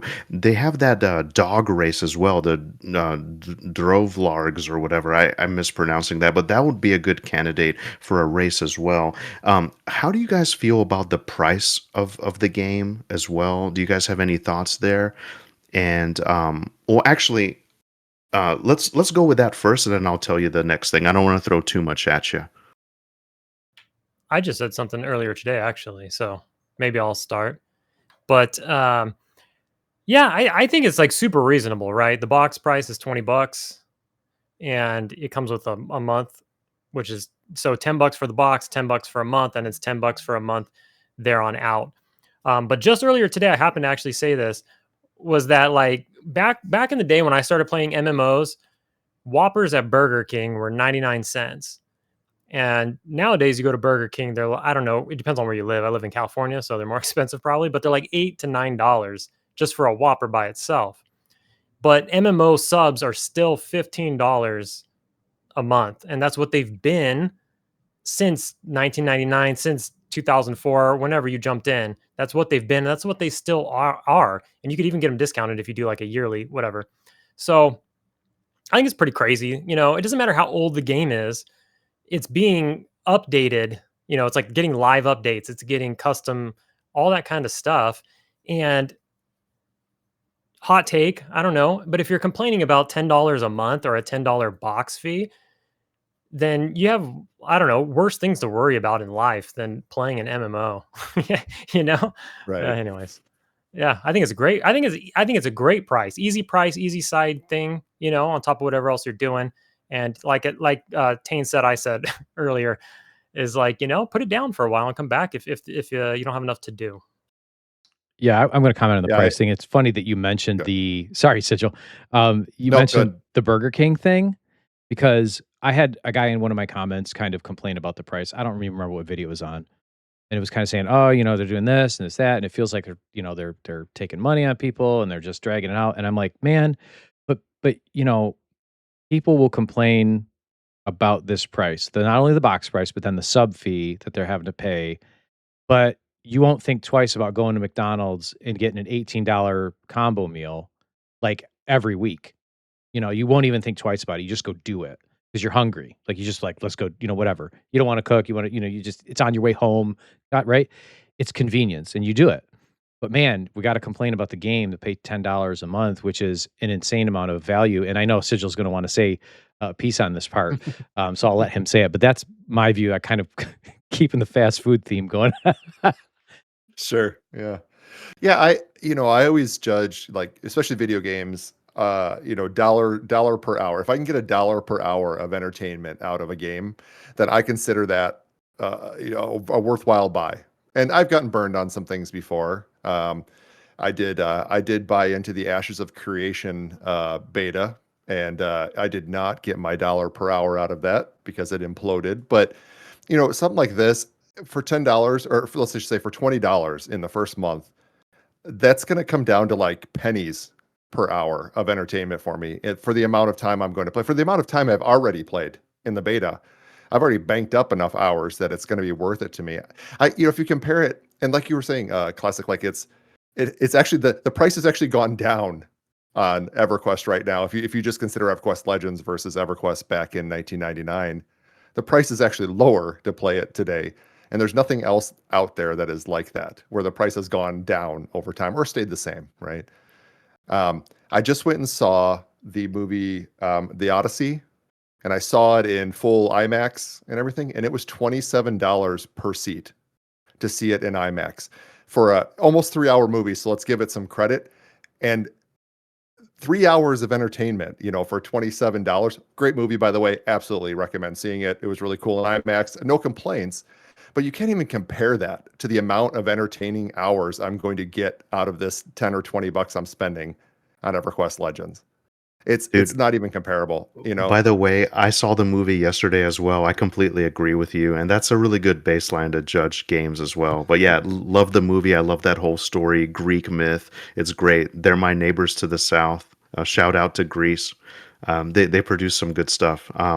The only thing I can think of in the world that has that is like the Costco hot dogs. That's one of the things that's just Right. kind of remained a staple, just like a Perfect. $15 sub. More food. Let's keep talking about the food. Yeah, right. Keep the food. I mean, theme. $5 Sorry, I broke that. footlongs. I broke the food theme. Sorry, my bad. Yeah, But it's you're an right, insane Sigil. I just amount of want to say value. that like the inflation has not affected our sub prices, which is wild, right? There could be some arguments to say, well, that was $9.99 and then it was $12.99. It was like, yeah, WoW did the same thing. They kind of move their prices, but it always settles around 15 for that sub fee per month. It seems like that's like an unshakable number that they've found out that no one wants to go over that. Yeah. And inflation just doesn't seem to affect it. Yeah, you might get games box prices going up a little bit nowadays. There's games that are. Well, I think Sigil, you had mentioned this or something. $70 for a game, or no, we saw a comment like $70 for a game. And it's like you play it for a couple weeks and you beat it, maybe a month to 100% it, right? And then you move on and you shelve that game. You forget about it on Steam. And then we're playing in an MMO, which is supposed to be a living world. That's you just keep spending time in for $10 a month, man. I can't. Maybe we're harping on it too hard, but I fully agree with you guys on this one. So I'll be fair, but the Fire Emblem game that's coming out, Switch 2, is $80, pretty sure. So, and then they don't even want to give you like physical copies anymore either. But anyways, so to be fair, I already know the comments have already been made between when we started this and now, is that it's the box price, the sub, and microtransactions. That's going to be the reaction to this. But you don't have to interact with the microtransaction. I am going to be a microtransaction free YouTube channel. Like I'm not going to do it, and you're going to see live or whatever that it's going to be just fine. Like it's not necessary, and everything is going to be fine. And oh shoot, I have to play the game more. I got to get more value out of my sub. Oh shucks, So whatever. So to be fair, that's going to be an argument, but I don't think it's a factor. Yeah, one thing too I wanted to add, it's not they're not reselling you the exact same game from 27 years ago. It's a fresh, new, sexy spin on EverQuest. It's an action RPG, instant dopamine rush, tri-class, whatever, and it's sanctioned by Daybreak, so you can feel good and safe that your character is going to be there, and I'm sure they'll want it to do well, so they could do further stuff. I know, I think Variety Void had a theory that they might be doing EverQuest 2 Legends, etc., kind of tie in some more of the stuff. Speaking of Variety wow. Void, I thought about doing this as a meme. Is Mr. Pay to Win. He said day one he's just gonna buy everything off of the cash shop, every single thing you could buy. I thought about challenging him and kind of doing it myself, but I don't know if I'm the guy to. I don't know if my pockets are that deep to challenge VV himself. But anyway, just some thoughts there. Yeah, I think you hit on one thing classic. Like I get to, oh darn, I'll have to play more game, right? Like that's another thing. Like I've never really understood in other games where people would do pay to get leveled up or pay to get past the raids or whatever, because to me that's just like paying money to play less game, and I'm not a big fan of paying money to play less of the game that I'm trying to play. So I will also be not doing any cash shop transactions. I am not opposed to doing it. If you have the means and it's what you want to do, do what you want. Like spend your money how you want, support the team, like whatever. Totally cool.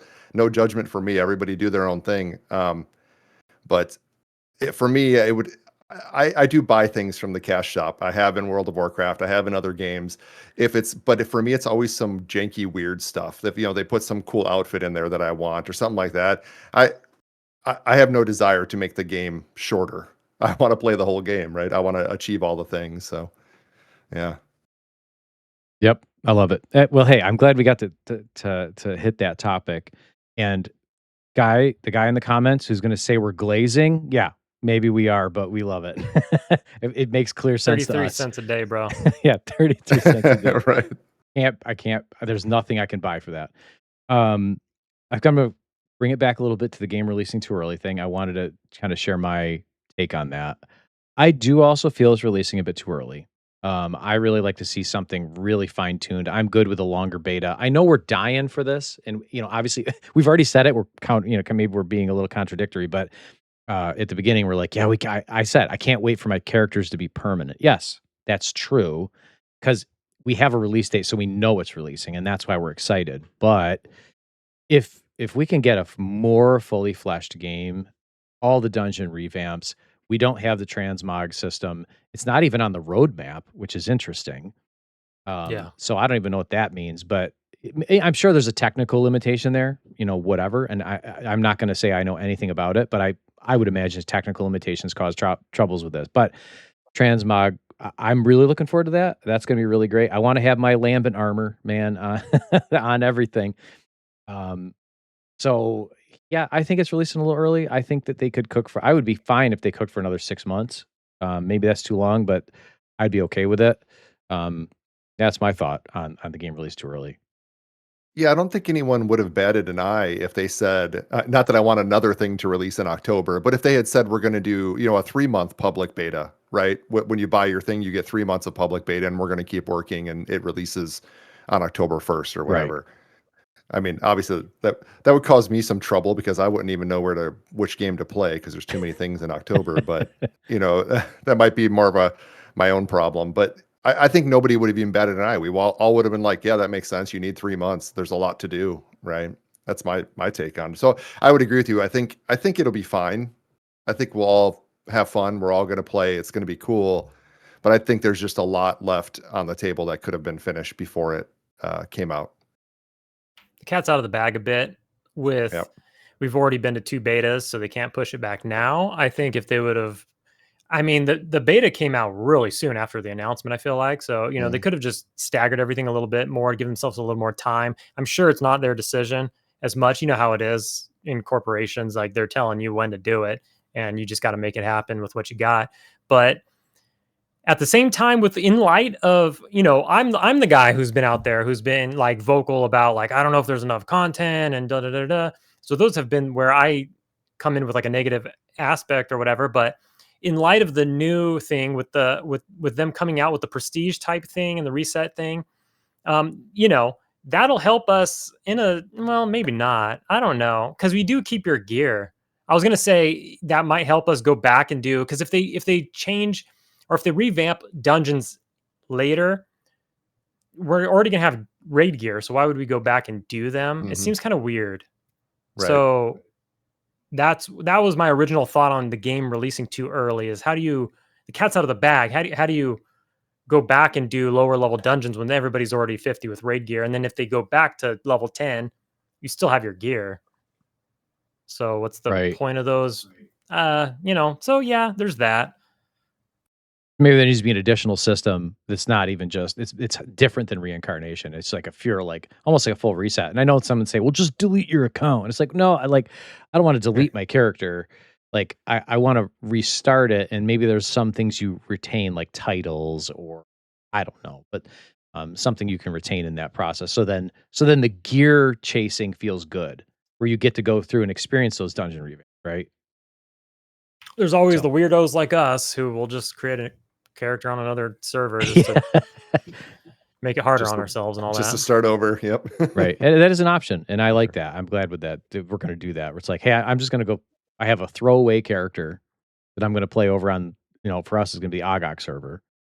And just, do it again and have fun. So, you could, that's an option for anyone else too. If you just want to experience all that new content all these dungeon revamps they do in, say, 3 months' time, just go make a new character.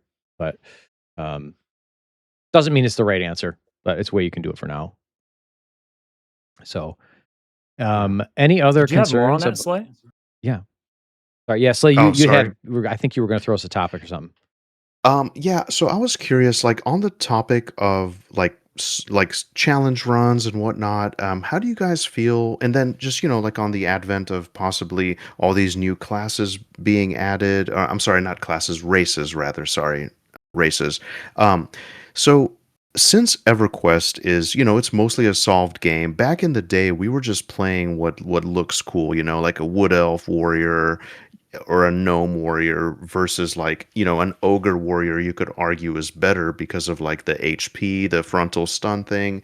So how do you guys feel about the possibility of like kind of like exaltations, but you could take an innate sort of racial ability and put it on another class? Like, and also too, do you guys think that they will maybe buff up what those innate racials are for classes? Because some of them are pretty whack. You know what I mean? Some of them are pretty whack. The Karen one, I want to love Karen. Like, I think it's cool. I'm a cat dad. I'll probably play that on the challenge run.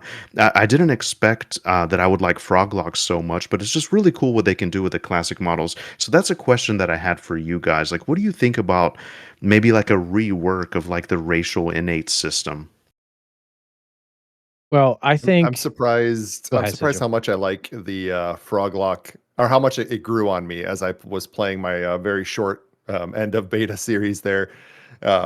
If you lean into the goofiness of it, it's still not going to be a race that I choose. But I I like that idea. I don't know how you would pull it off, but the idea of being able to kind of, you know, pick your racials almost about, you play an Ixar with frontal stun immunity or whatever. Um, it'd be, Yeah, think about like why the ogre has the frontal stun immunity, because they're just this big block of a being that can't really be stunned from the front, and then imagining that on something like halflings is kind of hilarious to me. But yeah, I think it could be pretty neat actually, because it's also a way to kind of remove the imbalance that people see in them, right? In the different racial abilities, which I think could really help, but it starts to kind of water down a little bit the whole, The uniqueness of the race different fantasy. races. Yeah, a little bit, right? through I that. could see a Yeah. system though. The system would be maybe like this, where each racial they list the racials, all of them in the game. Each racial has a worth, a value, a point system, and then Mm. you have an allotted amount of points as a trio. And then what you'd end up having to do is like you can basically draft from the races you have unlocked, and you could pick a couple of racials depending on the points. So frontal stun immunity is the best, so that's going to be worth like 5 points, and you can only Mhm. have like maybe have 10 total points, and then like regeneration's like 3 points, and safe falls 1 point or something Gotta useless, get 0 points. gotta get that innate swim speed though, right? Yeah. Maybe you can unlock it through a You system know, of achievements or something. Yeah. yeah, I like it. I like it how it is, but I feel you. I think they should just go through, and I think the better play is to go through and buff stuff that sucks. So the regen should go up because I mean, the regen in the game is like insanely up. and then they might have to add stuff to races that don't have anything, like like you said, the Karens is underwhelming. Yeah, so they should add, something crazy like, I don't know, maybe they can even go the WoW route where they can, like, give them a clicky, a little haste clicky, or I don't know, over haste. Well, maybe I don't know. Maybe that's too powerful. That sounds too crazy. But like Yeah. the troll ability in WoW. Why do I keep bringing up WoW? But anyways, But then again, it's um, just a silly fun thing just for speculation purposes. I think I would rather them not spend dev time to like kind of reinvent the wheel, but instead just keep going forward, keep doing the dungeon revamps, maybe look ahead to Velius, Luckland, that kind of thing. Just my 2 cents, but this goes back to did it release too soon? They could have done this if they had more time. Now there it's you too go. late. Yeah. So I'm going to talk about the ogre master race, right? Like I love ogre. I love that we're doing this, but it's clearly you can see when everyone's now converging on launch and their plans, everyone's like, a lot of people are looking at ogre. And why is that? Because you have this power. The only reason the ogre is really being chosen is because of that frontal sun immunity, and that's because it's directly tied to an AA. It's the one racial that has like an AA tie-in where it's like if you're not an ogre, you got to spend 34 AAs or whatever Yeah, to expensive one. get an equivalent. And it's not even 100% because if you're not like a certain class, you can't actually go to 100% stun immunity. So I think you have to be like, a knight class or a warrior, and then you can get 100% stun immunity. Now, given the AA is a little more upgraded in that you get 100% stun immunity from any angle, whereas the ogre is just a frontal cone. But I feel that we if this becomes a topic of conversation and everyone's rolling an ogre, like they might look at it. They might look at a way to maybe they take that AA and make it easier to access, right? Like that's a fast no dev way to solve that problem. But of course, and then they would just refund everybody the A's that they spent. But I don't know. I feel like it's going to become an issue at some point. Someone's going to make a lot of loud noise, and maybe the devs are like, guys, that's how it was in EQ. Just classic EQ, just deal with it, and that whatever, fine. But I don't know. It's a good speculation. I yeah. think. You remember back in the day too when you were creating your characters, so you would have like, humans would have like, 75 strength, and you could maybe put a few more points in, or like 85 stamina, you put a few points in. Ogres were just monstrous. They'd have like 130, 140. You could just go all out with strength and stamina. They're just like the perfect warrior. Dude, ogres have always been the master race. People are just seeing it now. It's crazy. I see it now. My My eyes are 27 open. years later. I was going to say the whole time you were talking, Slay, I was looking at Classic's face and he was just like, yeah, I know, man. I know. Yeah, I remember like a level 1 like ogre would already be vastly superior to like a gnome or human or whatever equivalent. You'd already have like almost 200 HP level 1. Just insane for min-maxing. Yeah. Well, I think we've kind of, we've covered the game releasing too early, and it seems to be most people are agreeing that it does feel like it's a little early. We'll deal with it. It'll be fine. But it would be nice if they could have maybe ironed out some of the more rough spots that we see. So speaking of rough spots, let's look at this other one.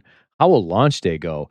Now, this one I don't expect to be too long of a topic. We'll probably just kind of breeze through this one, but everybody knows every MMO's got launch day woes. Every game that's ever released, I don't know. There's very few that have gone smoothly. So how do you, speculation time? What do you think's going to happen on launch day when it releases at 12 o'clock? It's going to go perfectly. Nothing could ever go wrong. I've never seen a good MMO launch. So No. Yeah. Never. Yeah. Especially not if it's any kind of popular, it's just going to get swarmed and stuff's going to break. And yeah, it's like a truth. It's like a universal truth. And speaking of popular, I don't know if anyone else thinks this, but I think, obviously the pre-order beta was kind of like I say a soft launch, right? They did like soft launch the game and everyone got in and got to play it. I don't think 100% of the people who are going to play the game actually played. And I think there was a bunch who said, I'm skipping it because I want to wait till launch. So whatever numbers they have now, because obviously they clearly saw what the numbers were, and there were, if we look at pre-order beta at the launch, there was problems on that day when they opened up the doors. They were managing the queues manually. They were slowly letting people in, but then there was a bunch of server restarts that happened that same day over and over again. So it's like, I think it's going to be maybe not 2 times worse, but at least a time and a half worse in terms of Yeah. how many people, I should say. I'm sorry, I meant population wise. There's going to be way more people rolling in this time around. It's my thought. Pandemonium.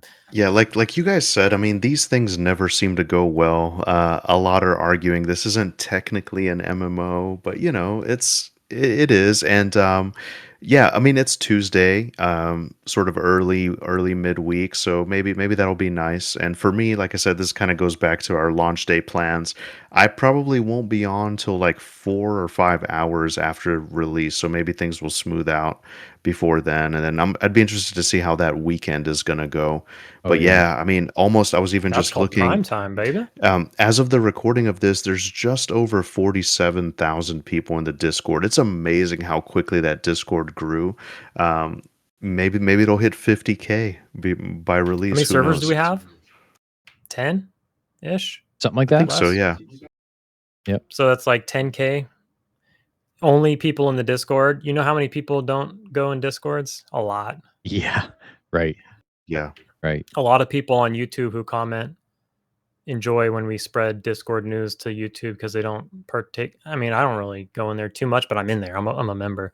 But yeah, no, I mean, it's got to be a significant chunk percentage more than what's in there. Now, obviously, there's going to be people in there who don't buy it or something, or who are just in there to complain, excuse me. And I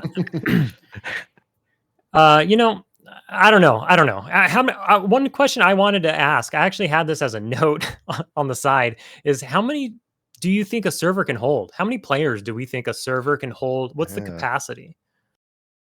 That's a wonderful question. Man. It's a hard question to answer. Yeah. Yeah, we don't have a way to see like actual server numbers, right? Even in No. beta, because I mean, you could do Right. like the So there was like the Who-Alt, Thomas but yeah, Van unofficial yeah, thing, but that's all we have really. Yeah. I think it's way too difficult to tell because for me, I'm Yeah. thinking about like I come from the emulator world primarily with EQ, and it's easy to see the numbers of who's logged in. And on Quorum, we were even experiencing some issues at caps sometimes early on, I think, and then they got that cleared up. But um, this is coming off. This is probably based on the EQ TLP technology and their server stack. And I know nothing about that. Never played in it. So I don't know what it's Yeah. like. Like, what is it like on an EQ TLP launch? Is it crazy? Do they they have problems too when those things pop? I don't even know. Absolutely. Yeah. Yeah. So it's probably gonna be think, like that, but worse. One thing I'll say is I think classic one question we had kind of written on the side was, should they launch more servers or will they launch more servers? I don't think they should. What I've seen usually is, that creates that's like kicking the can down the road a little bit to create a future problem for yourself where, as the initial rush wears off, you're going to end up with this kind of distributed player base. And actually, now that I say that out loud, I don't know if that's as much of a problem for this game because a lot of it is solo instances, right? But you end up with this kind of distributed population that you have to start looking at how you combine servers or bring them back together. If you have a good plan for that, it's great. But I've never seen a good plan for that. Like I think Pantheon kind of wanted to do that, and they still ended up with like a bunch of dead servers as I mean, there's a whole different disappointment there for me, but they still ended up in a bad spot with that. And I know Sean Lord, you just recently talked to him, Slayheim on your channel there with a loving robot from over on Monsters and Memories. He said in one of his streams, they're actually looking forward to launching at the same time as some other games. He was kind of hoping they could do it right next to GTA 6. Because then like nobody would show up for the first like week, just the hardcores, so they could all get in the game and start playing, and they wouldn't be overpopulated. He's like, best I can hope for is people are distracted at launch because it's always a mess, right? And they don't really want to launch extra servers because of that reason. You have to, because they don't do any kind of mega server technology for that game, right? And they don't want to. So it's kind of I think they have to be That's careful with whether or not they decide to launch extra servers, and I think they probably shouldn't. I think in the I long run, it'll agree. settle down to some population, right? So that's very interesting. Yeah. Ocarina of Time is going to launch right around that time as well. But I got a little update here. According to AI, Google Gemini, TLP servers can comfortably fit around 3 to 5,000. It says, according to AI. Okay. So that's probably our kind of the baseline, I would imagine. They're using the same Yeah, stack. Seems pretty good. Yeah. I will shout out New World. They had a good plan. They your name was unique to all servers. So if they merged, you have your name still, but their names were crazy. You could have spaces, you could have numbers. People had 420 Blaze at 69 as like a name. Like you could have whatever you want in the name. It's crazy. But anyways, that was a good one. Yeah. Then they could freely merge servers. It didn't really matter. I'm gonna get if we're gonna talk about like the kind of the performance of the servers. I think those will hold pretty well because they're going to be manually controlling those queues. So they know probably what their cap is. At least they know where they might run into issues because they're looking at the back end, right? So they're going to start slowly kind of seeping people in. There's definitely going to be queues, but it's going to be forced queues. And so I think they'll actually manage the lag part pretty well. I don't think we'll run into like lag in the game. Probably won't be rubber banding. That maybe I'm being over positive on that part, but I feel like that. What we will see though is I think we'll see probably instance issues when we're trying to like spin an instance up or Yeah. you're trying to get in your personal instance. I think that's where you're going to run into some of those. You're going to start feeling that population pressure because everybody's going to spin up all these personal private instances, and that's going to add the load, right? To those servers. That's the part that feels like it's going to be a bit rough. So yeah, And that's and why we they saw got that us some crash. timers. Yeah, right. yeah, that's why the timers are here. We also saw it crash the public open beta. As soon as that influx of people came in, we just had all kinds of instance problems that they had to sort out, right? Right. So But maybe once you're in an they've worked some of instance, that. no lag. Right. Yeah. Yeah. Inside the instance, it was great. Yeah. So I think they know. They have all the data behind the scenes. They know how many pre-orders they've had up to this point. They saw how many people were in the Discord, how many people signed up for beta, even though like a great percentage of that was just like duplicate accounts and stuff. So I think they have all the data to do it right.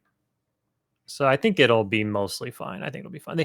The difference is when they come out with a TLP, it's usually one or two, actually usually two per year, whereas this is straight up like 10. So Right. kind of Right. different. More popular, but 5 Yeah. times as many servers. Yep. Yeah, but I will say with all that, I mean, I wish them good luck, and I know it's like a stressful time to launch, and people are gonna be first impressions are everything. So hopefully it's nice and stable, and everybody has a good time. Well, I know when I in my the work that I do during the day, if I have to release something into my company that's a large change of a system that's affecting a lot of people, I don't look forward to the day that it's releasing. I look forward to the following week. I'm like, can it just be next week? Because we're, by then you've ironed out a lot of those issues. You've gone through all the speed bumps, and the next week tends to like run a bit better. So I have a feeling we're going to have a similar thing here where it's like this first weekend is going to be rough. And the following week, things are going to be, they're going to really have it, kind of in hand. That's my positive thought on that. Yep. So, all right, let's jump to the next one, which we talked a little bit about this, but didn't flesh it out. So let's do that. What are we doing for our initial leveling route? If you've been thinking about that, I always try to think about optimization when it comes to how I want to level, and the only thing is that's thrown a whole kind of wrench in it for me is the dungeon revamps. There's some that I haven't visited yet, and this is my chance to do those. Like, if I'm going to just ignore those, I have a route. Like, I'm going to find my way to Guck, and I'm going to live in Guck. Like, that's how I always end up doing. But then the revamps have added, now that we've played pre-order beta and closed beta, it's like now we're adding Befallen into that. And now we might take a stop at Najina because we got a haste spell. And like, you start changing that route. But then I haven't even looked at Crushbone. I haven't even looked at Split Paw to know what I'm going to do there. So I think my initial leveling route, as much as I want it to be optimized for speed and try to like get to 50, I think I'm going to try to kind of stop along the way at Crushbone, check it out while I'm at that level, or at least close to it, and then definitely hit Split Paw and probably end up in Lower Guck at some point. So I probably will change my mind 5 times while I'm playing, but that's at least my idea of initial leveling route, what I want to try to do.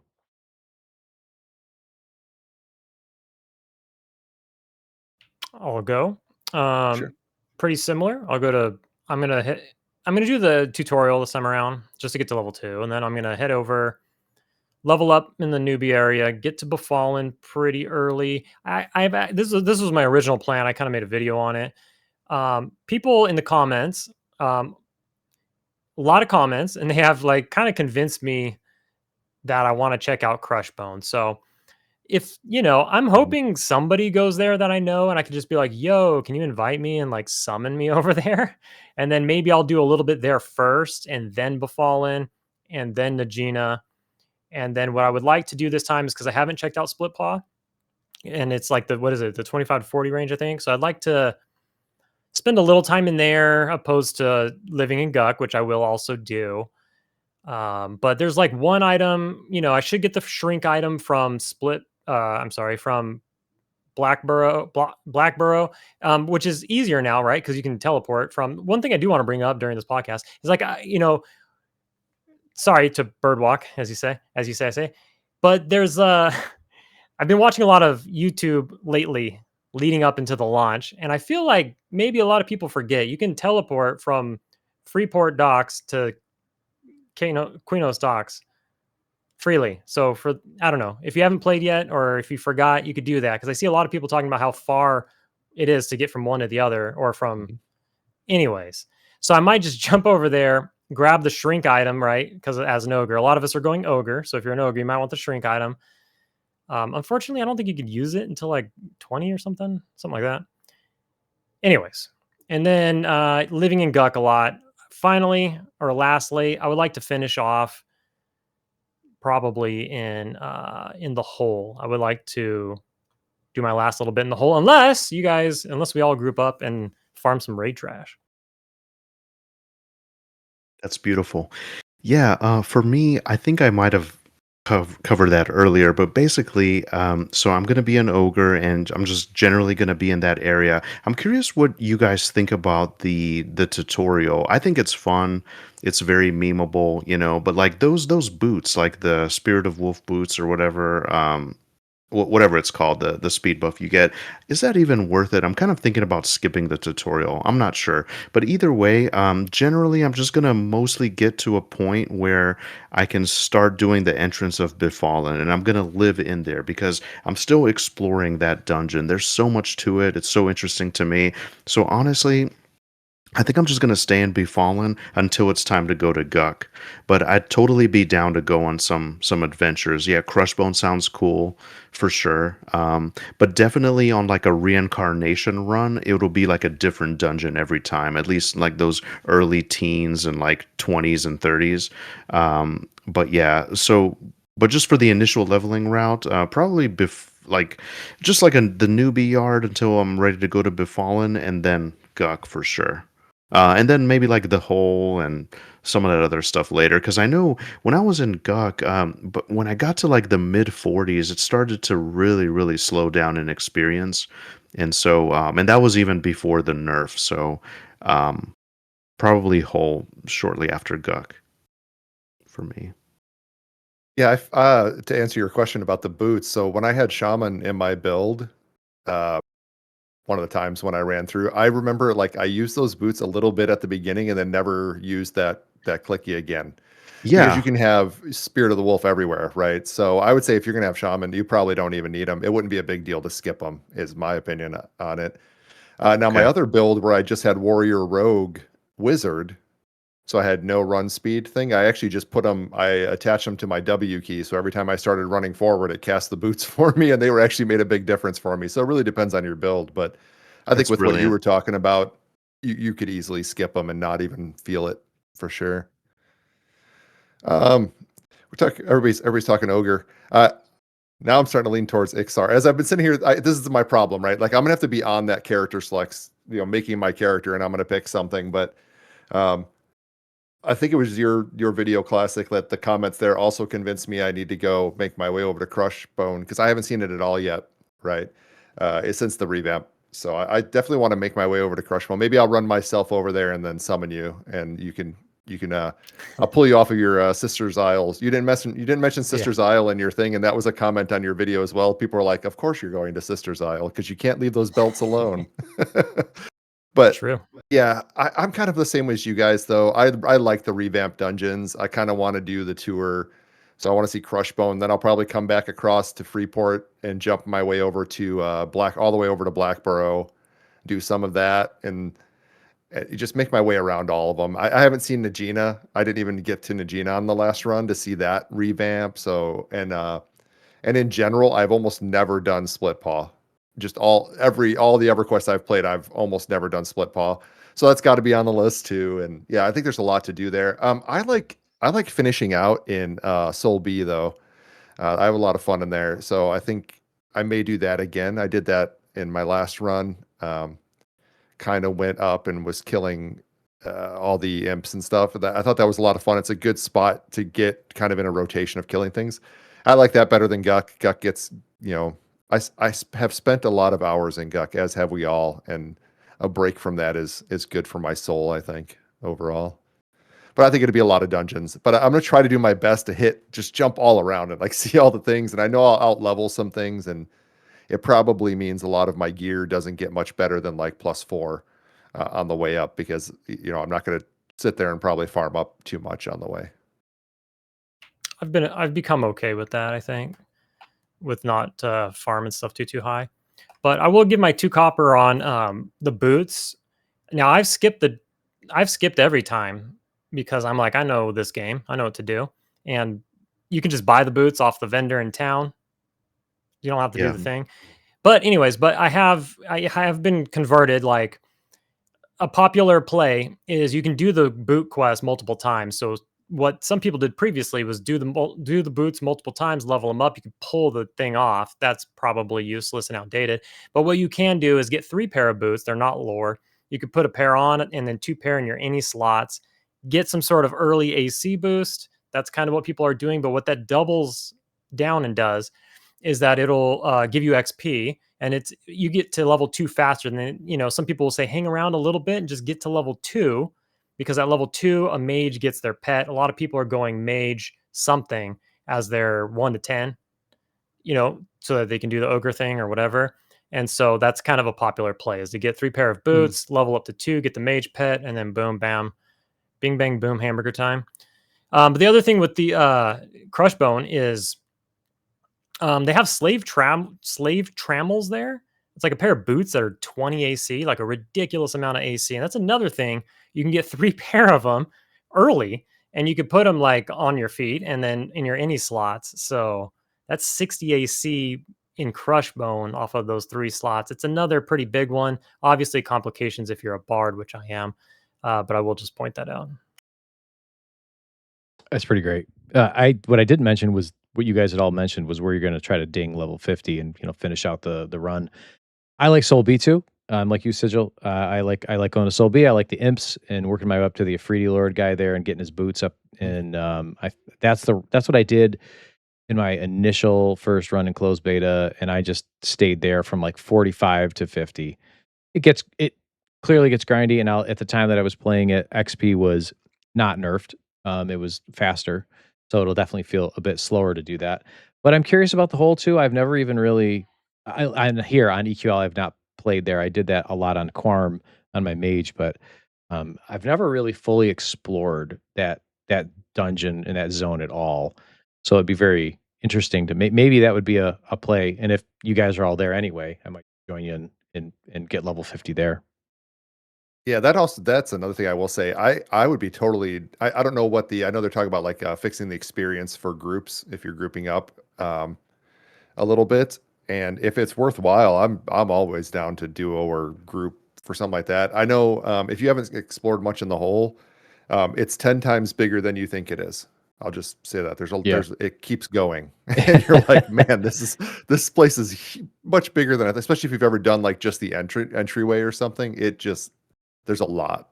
So there's a lot of places you can go that aren't just those entryway mobs. You can kind of get down away from some things and camp some stuff. So it's might be an option too, especially like you said, if others are hanging out there, yeah, go hang out there too. The golems go up to like level 54. They have a ridiculous amount of life though, but also So the much ghost health, yeah. area. It's cool if you're a necro or a paladin or whatever, but they're pretty nasty. They're casters, some of them, and well, which if you're soloing doesn't matter as much, and then if you're grouping, it's great. But they go high as well. They're in 50s as well. So that's actually a secret. What would you say? Like a sneaky spot to begin your Kunark leveling.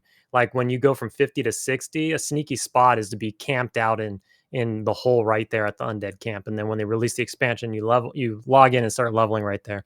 But anyways, if any of you have a healer, the enhanced, what is it called? Enhanced healing, improved healing 3, whatever. The 3, so it goes up to level 60. The focus effect is in the hole, so you're gonna need to kill a rat in there to get that to put on your gear if you're a healing class. So you'll have to go there for some reason. Anyways, also I got to go kill the Picklaw bros from Runny Eye. Anyways, because I think a lot of us are gonna need that necklace for the mana preservation. Oh yeah, yep.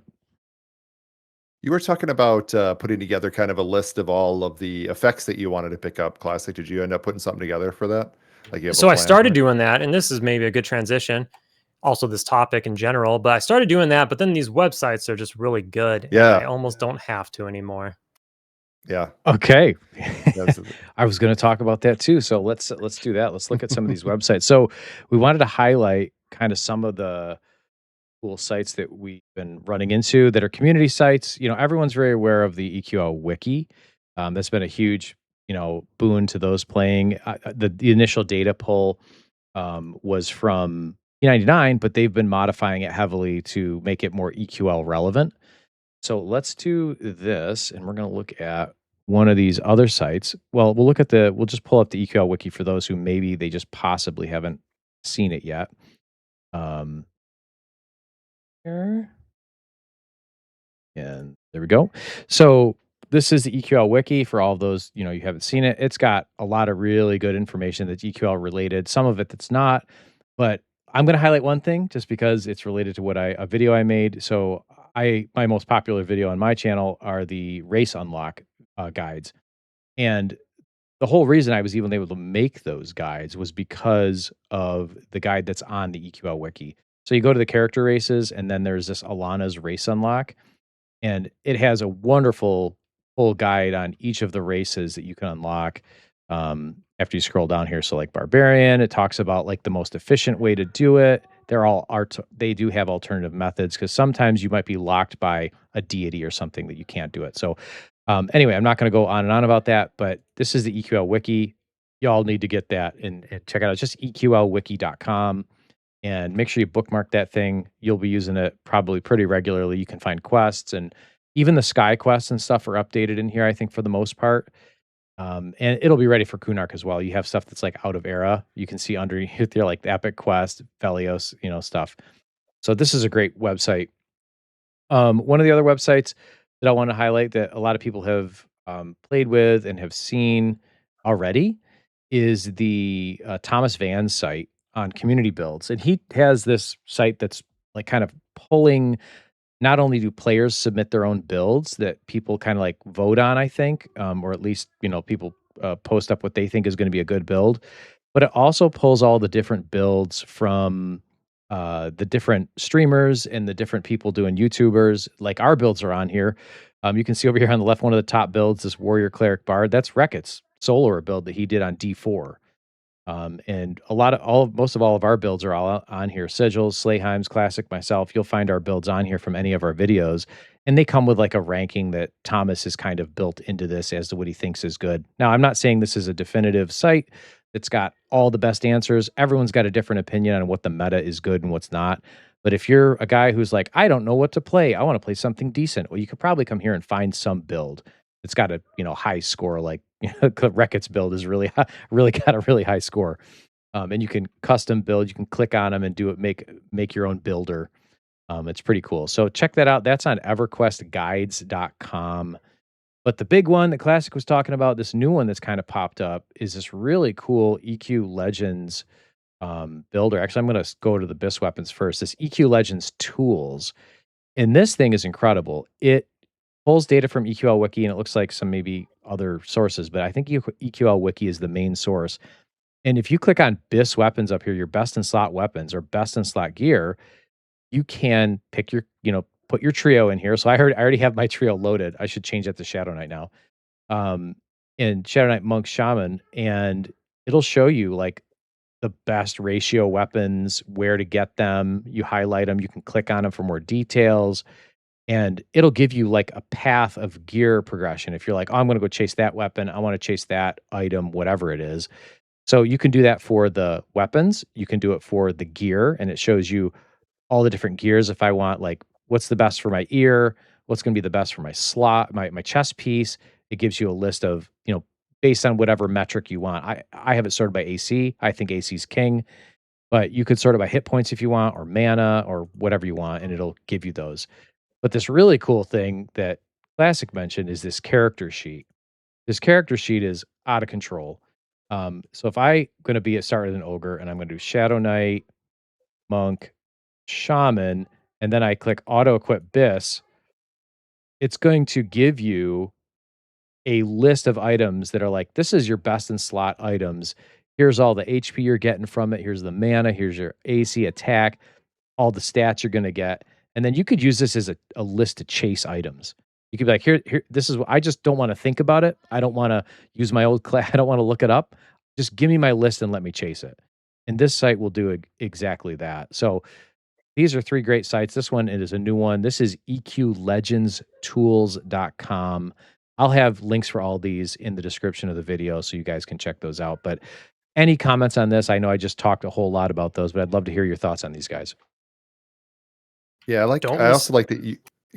I like that you can grab that upgrade slider, and you can actually see it at all of its different levels as well. So you can see them at all the way up to, and then you can do it on any of the individual ones too. So it's a really cool place also just to see that. Like, what is this going to look like if I got it to plus 4, 6, 8, 10, whatever, right? You could even use it as a tracker too. Like, oh, I've got this piece and I've got it at 5. And you can, kind of use it as your tracker, right? Yeah, it's really cool. You could save profiles and you could export them and share them and all of that. So you could save that. There are other cool things on there. You can also hunt exaltations, procs, different things on there. It has sections for all of that. One thing I will say is don't confuse. This is EQLegendstools.com. There is also an EQLtools.com, but no offense to whoever runs that. This one's like far superior. So don't mix those up. They're very, very similar names. Yeah, I mean, nothing more to add there. I think it's really sleek and convenient, very easy to use. It's just extremely convenient. I'm certainly going to be using it quite a bit because I'm not well versed in like where exactly all these items are going to be and just which dungeon has what. So it's going to be really nice. Yeah, and down here they have the other thing I want to highlight too. You're talking about the focus effects too. So if you scroll down too on this gear, they have like a wide grid. If you click the wide grid, it'll kind of point out some of the additional specials that are on here. So if there's like a focus effect, it's going to highlight that. So if you're looking at your BIS gear or your BIS weapons, you can see what effects. So these shows your procs. But I like this part because I can see, the totemic has got this focus effect. Maybe I want that. And even though this umbral might be better, maybe I want the focus effect over top, over that. And this just makes it really easy and clear to see. So I'm a big fan of this. You get a ton of info from hovering the mouse over it. You can see where it drops, who drops it, all that kind of stuff. Yeah, that's very cool. And this is updated too, because they made a change with some of these pieces of gear that were dropping in Fear and Hate. They've kind of mixed them across the zones where the classic era, that was not the case. And even in the closed beta, that was not the case. But now in pre-order beta, you can get these in, the 2 different zones, which is pretty great. And they have that showing here. So it's really pretty cool. And you can compare too. Like if you're like, I want to compare this and I want to compare that, you click the 2 to compare them, hit open, and it's going to actually compare the 2 pieces of armor. So cool. Yeah, so if you really want to like take a look at these 2 things. And then of course there's links out to the EQL wiki if you want to go, to those as well. So very, very cool site. It's got all the Plane of Sky stuff as well. How you get it.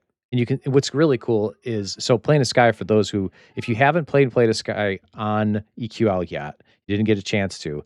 It's quite a bit different than Classic Era. Classic Era, you've got to collect a whole host of items, tons of items. You wouldn't even have enough bank space to hold it all. But they've boiled down most of those into these runes. So now you just got to collect maybe a couple items and then a rune, which you get all the time on trash mobs. So you'll spend a lot of time farming in Sky to do these quests. And of course, if you do the quest for a class, you can unlock that class after you've done a certain amount of those Plane of Sky quests. That's how you do class unlocks in the game. So this can be a good help towards achieving those goals. That's Not excellent. sponsored. Um, Just fanboys. Can I ask you guys, Right. just hypothetically speaking, let's say we're all level 50, right? I missed out on doing Plane of Sky in the beta, so I'm very curious. I'm definitely going to be leaning on the guild to see if I can, rope you guys into doing. I'm sure you guys need it as well for when we get to that point. But how feasible is it to say, like, hey, you know what? Today I want to get my like best in slot weapon for Berserker. It's a really nice two-hander, let's say, and once I figure out where I need to go and what I need to do, is that all? Am I going to be pretty much able to grind it out in a night, or how would you guys rate the difficulty of getting like your Plane of Sky items? Well, I gotta RNG. say, there's RNG related. So I think it's going to be a grind. I don't think it's a night thing unless one night thing unless you get really lucky. And if our run is any indicator, you're going to need a group to do some of this stuff. Some of the trash mobs you can kill yourself. You definitely need a healer in your build to do Mhm. it. If you're a cleric, you're going to have a much easier time in Plane of Sky solo. Now they do have a solo version of Sky. I don't think I've tried that, so I don't know how that is. Maybe the solo Plane of Sky is a bit easier to do and you can grind it, but it's definitely going to be something that's this is a long-term grind in my opinion. I'm not a hyper min maxer about Plane of Sky. I didn't spend a lot of time there, so I don't know. But I know there's some streamers who have spent a ton of time in Plane of Sky, and they've got this thing nailed. But I'm not one of those guys, so I'm going to be like, hey, let's get a group together. Let's get a few boys together. Even a duo might be okay to do some of this. And maybe you're just going to farm trash.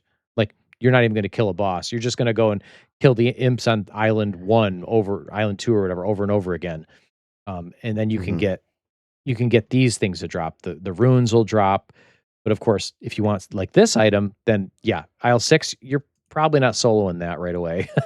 So Yeah. it's a difficult grind for sure. But I like that that's in the game. It gives you something to do at the end of the game. Yeah, absolutely. It's definitely the last stop. The runes, there's a handful of runes and they're random drops off of trash. You'll collect them all for your various classes you may be in the future. And then there's 1 or 2 items that drop. They drop off of maybe 2 or 3 different bosses. But you kill those 2 or 3 different bosses and you just hope that one of the items you need drops. And if it doesn't, you got other difficulties. It's a quest. So, well, I think they are like adjusting that. Is that right? Where they're, I don't know if they're doing that. That's in the future, maybe. Yeah. But it is a quest. So, just get it off of any difficulty boss. And then, so you could run, what I'm saying is we could run it multiple times and Right. hopefully start piecing stuff together. But You're gonna one night, spend a you'd lot of have to time. be lucky. Yeah. Are the boss items tradable? I thought I saw people trying to trade them before, or is it just the Afridi weapons that are tradable? I'm just curious. Because if I'm not if they're sure. tradable, if the items from the boss are tradable, then you really do want to bring a group, right? Because you're getting does say all no drop individual right loot. there. Okay, so that they're not Right. tradable. Okay. Well, yeah, I'm looking at that was the horn. I want to see. So if you look at we've switched over to the EQL wiki site, which shows you more detail, but it has quest items. So let's see, Mask of Song. Oh, that's a reward. So look at this quest item, Light Woolen Mask. It's no drop. No drop. Yeah. Okay. So you're doing. It's I going to be a I grind. think I saw people. I thought I saw people trading the Afridi War Spear was the actual one I was curious about, but it might also be the something. reward. Yeah. Oh, So, most of them were no drop. or where is it? Oh yeah, no. Okay, I was confused. Never Which mind. item was it? Oh, Well, no, there's the Afridi War Afridi- Spears right there. Click on yeah, it. the It's in the bar middle, harmony. It's kind of in the middle bottom of of the the screen top right now. section. under quest items. Like, Oh, it is tradable. see, that's so there's some things You're here are right. tradable, which is You're right. interesting. So it actually, depending on how many of them are tradable, it really makes sense. Like you said, you're going to This one want to group too. Yep. probably anyway. Yeah, I think all the Afridi stuff is tradable. Okay. Okay. So Okay. That's my you're going to lack want to of have Sky people with knowledge. you because you get the individual loot, and you can hopefully help your friend out if if you can get the right thing, right? So Right. So I guess there is that. Some of these you can do and trade, some of them you can't. So it looks as yeah. though it looks to be, yeah. I think the items that are in bold are not tradable, and the items that are not in bold are tradable. That's what it looks to be on this list. So, hey, we're discovering it together, guys. Good to know. Um, Mhm. so yeah, so these are the different sites we wanted to kind of highlight that we felt are useful tools, not only for us that we're gonna personally use these, but hopefully you can use as well and take advantage of. Now, hey, you don't have to if you don't want to be spoiled on some of these things and you want to figure it out yourself. More power to you. If you want a list of items to chase, come here to check this really cool tool out. EQLegendstools.com. We'll have links in the description for this. So I'm going to Mhm. pivot off of that over to our other question. The kind of the last question that we've got, main questions we've got here, and it relates to exactly what we're talking about, and that is our post 50 plans. Obviously, we can't go above level 50, but once we hit 50, what are your plans? What do we want to do? Clearly, we're already talking about, hey, we want to hit the plane of sky at some point to chase some of those down. But what are your other ideas and plans for post once you hit 50, at least the first time? What do you want to do? So I I would think like to. Oh yeah, go ahead. Go ahead, Slay. I'll just go first because this is going to be Sure.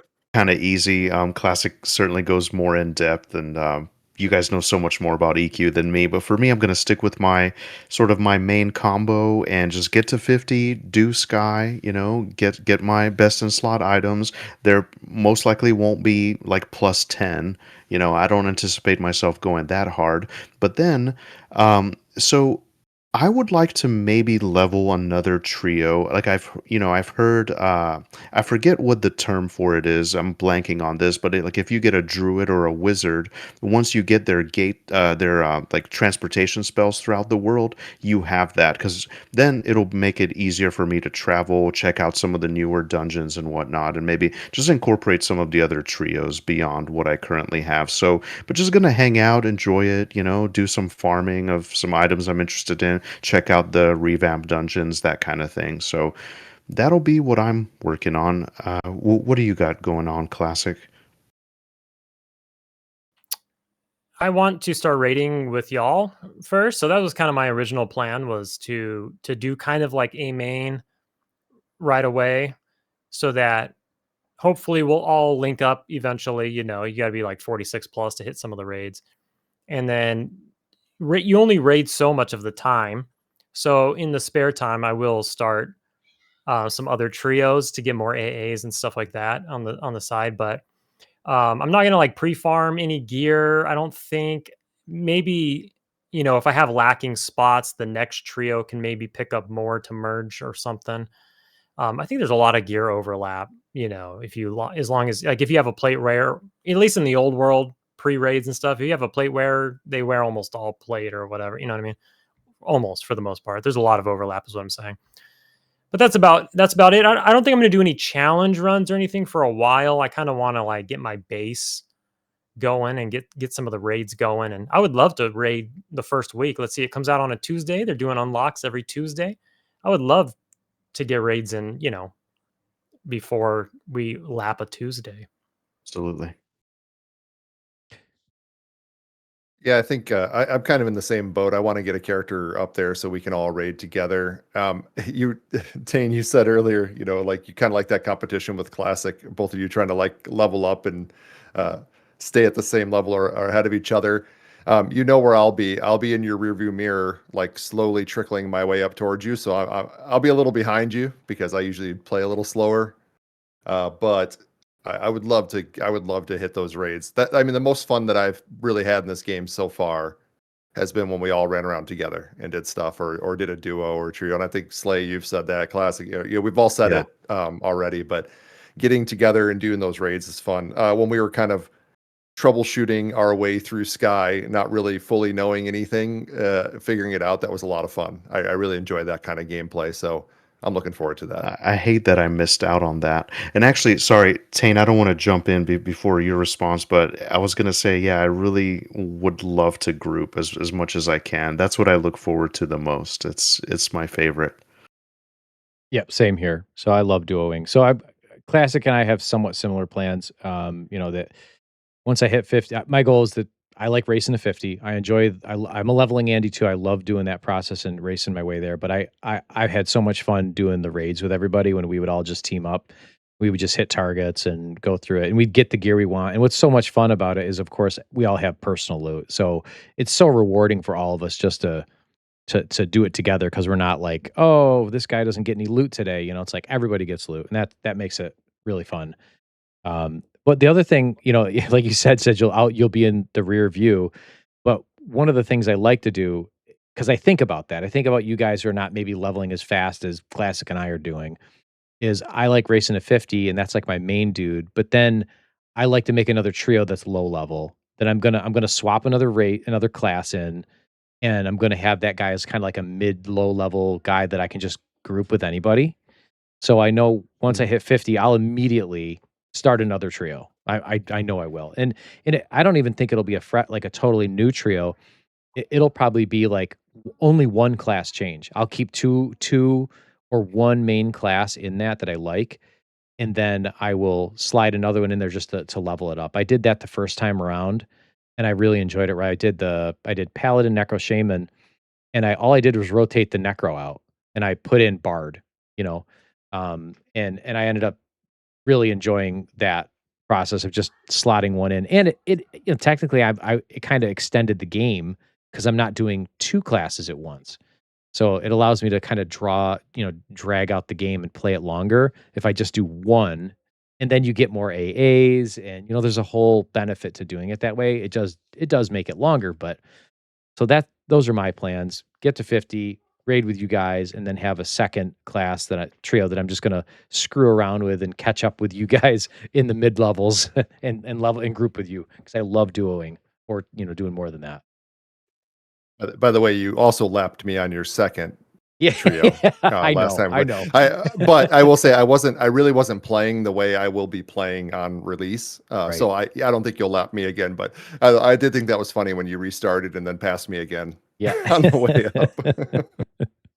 So, yeah, those are the plans. Okay, any other thoughts on our plans for hitting 50? Are we good on that? I was Yeah, curious, great. are you guys going to try to push for that first week to try to do the rating and the stuff before like the weekly resets? I would like to, but if it doesn't happen, I'm not like, Yeah. I don't hate it. It would be I mean, great. I could always just but solo a couple things. Yeah. I have a feeling I won't hit it by then. I know it can be done, but I don't know if I'll push it that hard.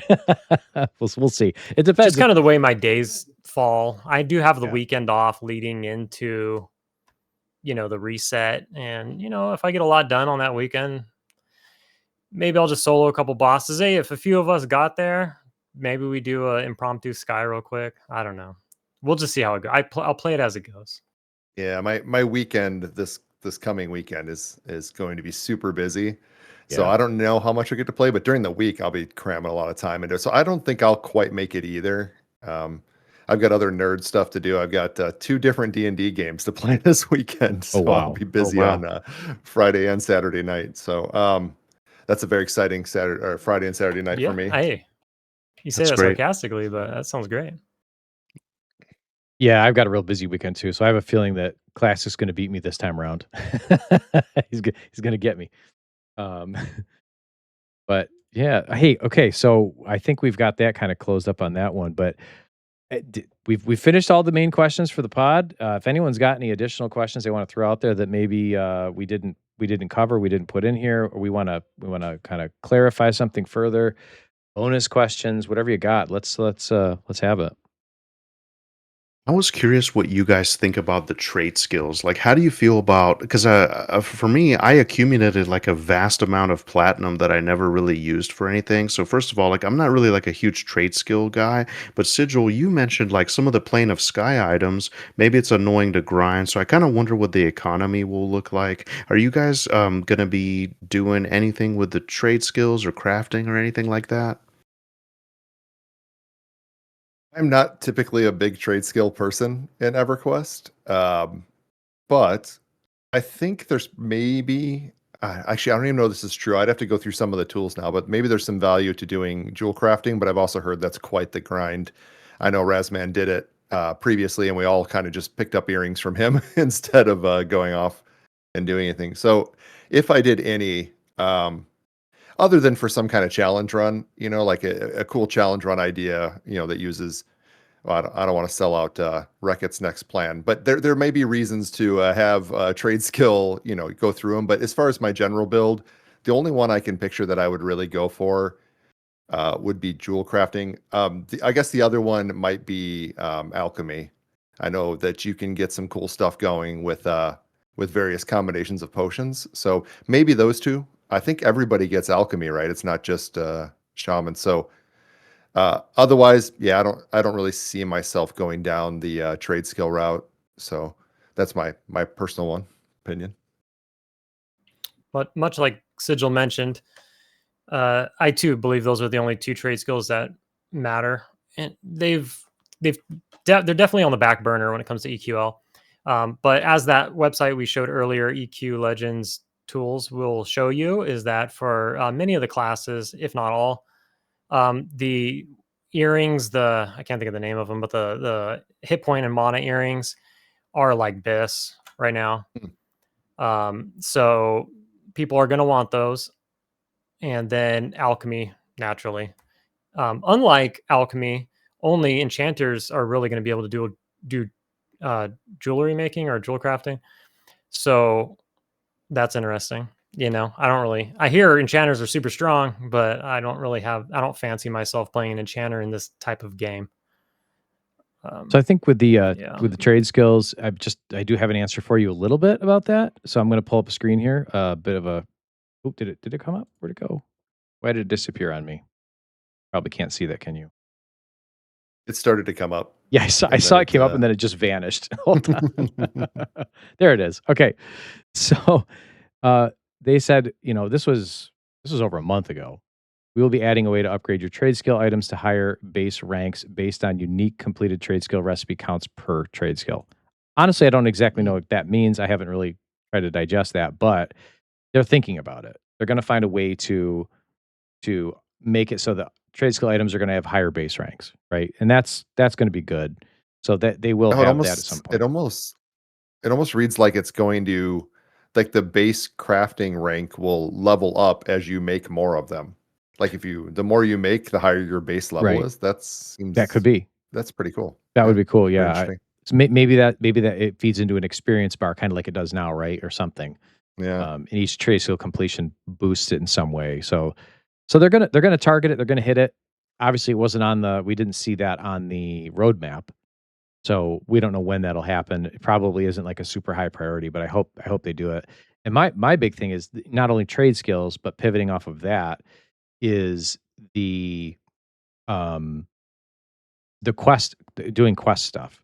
So Mhm. when you're doing a quest turn in for like Lambent armor or the Soul Rogue gear, any of that stuff, I want to see those come in at a higher base level, right? Like it felt kind of bad doing the Lambent and it's all 0. I was like, man, I spent hours grinding this armor set out and fighting with the Griffon's horrible spawn, and then I get plus 0. Like so. I really hope that Yeah. the trade skill and the quest items are getting a pass, right? And on higher base ranks at some point. Give me +4, Yeah, please. couldn't agree more. Like I think if you turn in a +4 quest item, it should give you a +4 quest result. Yeah. I did I think they much like touched on you. that. Yeah. Yeah, I did all the Dark Forge armor, and I felt the same way. Dude, So I ended up spending like hundreds of motes on them to pump them up a little bit anyway. But yeah, same I think idea. they did acknowledge that could be coming in the future. Is the level of the perfect. materials you turn in, it gives you something back. That'd be awesome. I have a couple like just quick things. Like, Okay, cool. what do you guys? What's your take on thinking of what you think is the most powerful trio in your mind, and then not leveling that as your first trio, right? Saving that for a future trio. And then so you'll be able to gear it up first, pre-gear it. Then you start that trio. And this is all kind of nullified actually. But anyways, the point is to like so that you could level in like tier 4 and farm moats. I think that's a good idea. Like pump up a really strong trio with all the gear and AAs and everything, and then crank through. Yeah, this might be nullified with the prestige system that they're coming out with, but that's not until winter.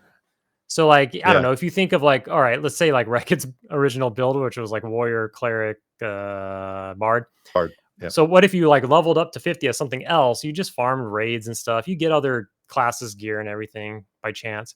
And then if you go back down to that trio, you load it up with gear, and then you just power through on tier 4 the whole time just to farm tier 4 moats.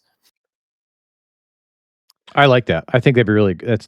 I kind of like it's almost like a delayed gratification where you're just like, hey, it's a pretty cool idea. You're like, I'm gonna take this one that I want to play, but you get ready to gear up like the big one. Like to me, the warrior, cleric, bard is an amazing trio, and you can do as you can see with Reckitt's run, and that was pre-nerfs on a lot of things, and he was blowing up. He could do D4 Nagy, D4 Vox. He D4'd all that stuff with ease. So, man, when they had a ton of HP. Right. And because they were tri-class and they had a huge base HP, pool. And obviously that's been toned down a bit. But I think that's kind of a fun idea to have a delayed gratification way of approaching a targeted trio. I'm going to get to this trio at some point, but I don't want to do it right now. Yeah. It's a beautiful idea. I mean, I don't know how much time I have. I think I'm going to just come out of the gate with my trio and just kind of stick with it. But I think it's beautiful, and it kind of goes back to what we were talking about earlier. I think it's valuable to do like a druid wizard, just for like more convenience, like in the beginning. Maybe that's something I thought about. But yeah, what were you going to say, Sigil? Oh, I was gonna make a snarky comment about Reckitt's build, the warrior cleric bard, very strong, but I think in the beginning you have to have that patience that Reckitt has, where he will just throw himself against a wall for like, if you want to go D4 all the way, oh my word, he'll just throw himself against a wall for hours until he breaks a hole in it with his own body. Like he just has that ability to keep going, and I think in the early days of his build, it would have driven me crazy to try to stay on D4. Oh, there's no way I could do it. I crashed out in my video, like the stupid video, that build that I thought was awful because I don't have it. I don't have it. And I had guys in my comments being like, you're not cut out for this. I'm like, yeah, I probably am not. And it's like, I'm not Reckitt. And he's got an incredible patience with those kind of grindy things that I just am like, for me, it was the counter idea of like, this is EQL. It should be fast and fun. If I wanted that slower, tough experience, I'll go back and play my solo self-found character because that's where I can do that, right? So anyway, good question. Anybody else got some bonus questions for us? Speaking of solo self-found, how's that going? I don't want to talk about it. One level left. How do you guys feel about the comment that says, "Oh, if you play a bard, I'm not gonna watch"? Or, why are you playing something meta? Stuff like that. It's just something's always gonna be meta. Something's always gonna be meta. Yeah, I always ignore that stuff. Like, I'm gonna play what I think is fun. Exactly. You can't play shaman, cleric, enchanter, or bard. No healers allowed. Right. No healers. None of the classes that perfectly cover the weaknesses of all the other classes. You can't play them. No. If you play an ogre, I'm unsubbing. I had written down a side question because we kind of talked ahead of time, like if you think of something fun to ask, you can ask it. And then mine was what's the hill that you would die on that most MMO players disagree with? And I'll give you mine first, just to go first. I absolutely love long travel. Like when I look at like this whole Freeport to Kinos teleport to me, kind of takes something out of the game for me. I really don't mind running 40 minutes across the whole world to get to another place. I feel like it's like part of this epic journey of this character. Now, also, I was mentioning before, I always play my characters like there's a backstory to them and they're doing a thing, kind of. I play my D&D characters the same way. Always some kind of interesting backstory in my head. So I think to me, like long travel times is actually a feature and not a bug. On that same note, I also fall into the no flying mounts is a good thing for most games. But what do you guys think? What hill would you die on that most people would disagree with? I Yeah, agree with all that.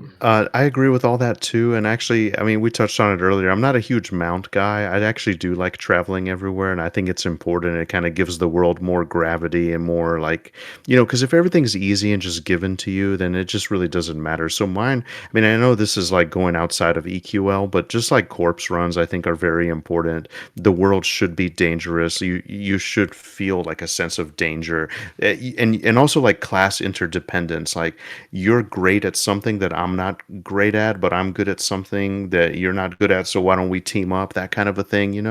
So yeah, those would be mine. It's funny because like those two qualities, I agree with you. I was gonna say corpse runs as well. Those two qualities are something that like you said, EQL, it doesn't matter. I feel like the world should be your main. The world should be the main character, and then we just live in it. That's not EQL. But again, we've said multiple times that EQL is more like an ARPG at this point, pretty much. So, or like I forget what they call those new MMOs. I And forget what they're called, but it only works because we know and love EverQuest. It wouldn't work for any other game. yeah,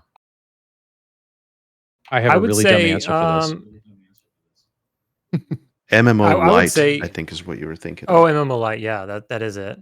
Go ahead, I like Classic. subs. This is crazy. This is a crazy off the wall one. I like subs on my MMOs. I don't like games without subs.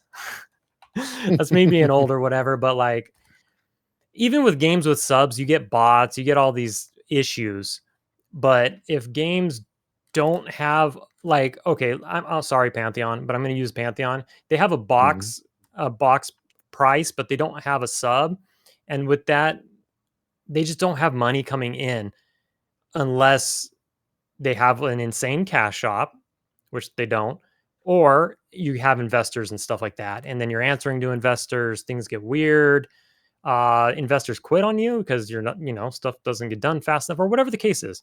But I don't think box price with no sub works unless you're microtransactions. And I don't like pay to win microtransactions like cosmetics and stuff. I tolerate, like Path of Exile does a great job. They don't have pay to win, but they have a lot of other stuff, but the game's free. Anyways, but I like subs. I have a job. I like subs. I think it's gonna sound like douchey, but it kind of like it doesn't gatekeep. It's 33 cents a day, bros, but like it kind of keeps the riffraff out. It makes, people think about cheating. I don't know. I feel like it straightens stuff out a little bit. That was a Well, weird it's one, but yeah. it's kind of requiring a commitment, right? Even if it's not that much money, right? Like we already hashed that out before, but if it's like there's kind of a business thing of if you want to get people to commit to something and actually show up, make it slightly painful, just slightly, right? Like charge $5 or whatever it is. Like just make it so they have a little bit of skin in the game and it's not just completely open and free. So they're Right. committing to that game, and I think you get not always, but you get like people that want to be in the game and want to be playing the Right. game versus people who are like just trying it out because it's free and then kind of crapping on it or whatever, right? I think you know what I'm trying to say there. Yeah. And also it holds maybe the devs accountable because like Monsters and Memories devs always say, they don't want to sell this stuff yet because they don't want to disappoint us yet. They want to Mhm. wait till they're ready and then they can produce and then they'll feel more comfortable taking our money. And so Yeah. it's a relationship for sure. And they always say, Sean Lord always says the relationship with all the people, he says, with all of you is going to change the minute I take money from you. And we just watched that Right. happen with EQL. We just watched like a wave of people that just got very, there's a lot of animosity about some things as soon as they talked about money, right? And we kind of just saw it happen in real time. And I think, it's a tough decision to say, when do you start charging money for it? Yeah, that's I'm gonna. Although I haven't answered this question yet, I want to keep talking about that topic because it goes back to what I said before about letting the devs cook. Like, there's so many reasons why I'm saying that, but one of them is money gets involved, and I've said it, but I think I said it in the last episode, and in this one, it's just as soon as you get money involved, the attitude of your players changes towards you, towards the game. In betas and alphas, everyone's having a good time. It's free. Everyone's loving it. There's this very kind of warm camaraderie that happens. Yeah, you have your guys who don't like it and they complain, but you'll have people who are your fans suddenly become your enemies once you start taking money. Mhm. And if you're not doing what they expect you to do with their money, right? So it is the longer you can wait, and if you're in development of a game like M&M is, and like we said with EQL, maybe releasing a little too early, you're going to get this high amount of noise coming from people who are like, "Wait a minute, I'm paying you now, and you're not doing what I thought you were going to do, and you didn't deliver on what I thought was going to be delivered." Right? So, Yeah. but They're on the board of directors because they bought a $20 game, right? That's what's right, going on. yeah, Yeah. bought a share in the public company. So now coming back to this question of what hill will you die? I have two things, and these are one of them is related to, I would say, all MMOs in general, not just EQ, but EQ happens to be the most common place where it happens. That's the first thing, and that is the pronunciation of fantasy words. I don't care how I say it. I'm not changing the way I say it. I get corrected every week. I get a new comment. I got one just yesterday telling me how I said Quanos wrong. And that's fine. I'm going to say Lucin. I'm going to say Kanos. I'm going to, Kanos. That's how I said, the guy told me I should say is Kanos, but Quanos. I'm going to say Shaman. I'm going to say Mana, not Mana. There's it's a fantasy words, guys. I'm going to continue saying them. This is my argument for that is, and I will have this argument till the day I die, is during the time that we began to play EQ, which is where a lot of us, started running into fantasy words or playing Dungeons and Dragons or reading, novels. My first my complete entry into fantasy was reading Dragonlance books. And reading Dragonlance books was my first entry in sixth grade. It was my first novel. You know how many fantasy words are in that book and you're a sixth grader? Like, I have no one to talk to about this. There's no internet at that time. I didn't know. So I came up with the pronunciations in my head, and I continued that pattern right into EverQuest. And so, hey, that's the hill I'll die on. I'm never going to change my way. I don't care even if the devs, which they did, the devs have even said how you're supposed to say it. I don't care. So that's the first hill I'll die on. That's all MMOs, right? The second one for EQL related, and I don't know, maybe this is too strong of a word to say a hill I'll die on, but I'm okay with monetization. I'm okay with it. I understand it because of the context we're in, because of the nature and the temperature of gaming industry. It is what is expected, in my opinion. What's going to happen? I know it's going to happen. So I'm just going to have to find a way either to not engage with it, like classics, like, no, I'm not going to do it. Sigil, no, I'm not going to do it. That's fine. And I like that we have the option to not engage with it, and it's not negatively affecting my gameplay. Now, where I won't be okay with monetization is when it does be pay to win. That, like, strongly pay to win. Like some of these, gacha games can be like that. Different, Asian, Chinese games can be like that, where you are expected to do it. I just won't play them. But I'm okay with monetization. It's an expected part. And it does, in my opinion, with EQL, it does support the devs in some way, which I'm happy to do.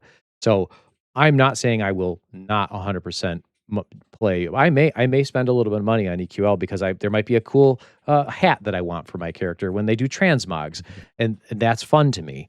But I probably won't buy slots, but I'll probably buy a hat, and I'm okay with that.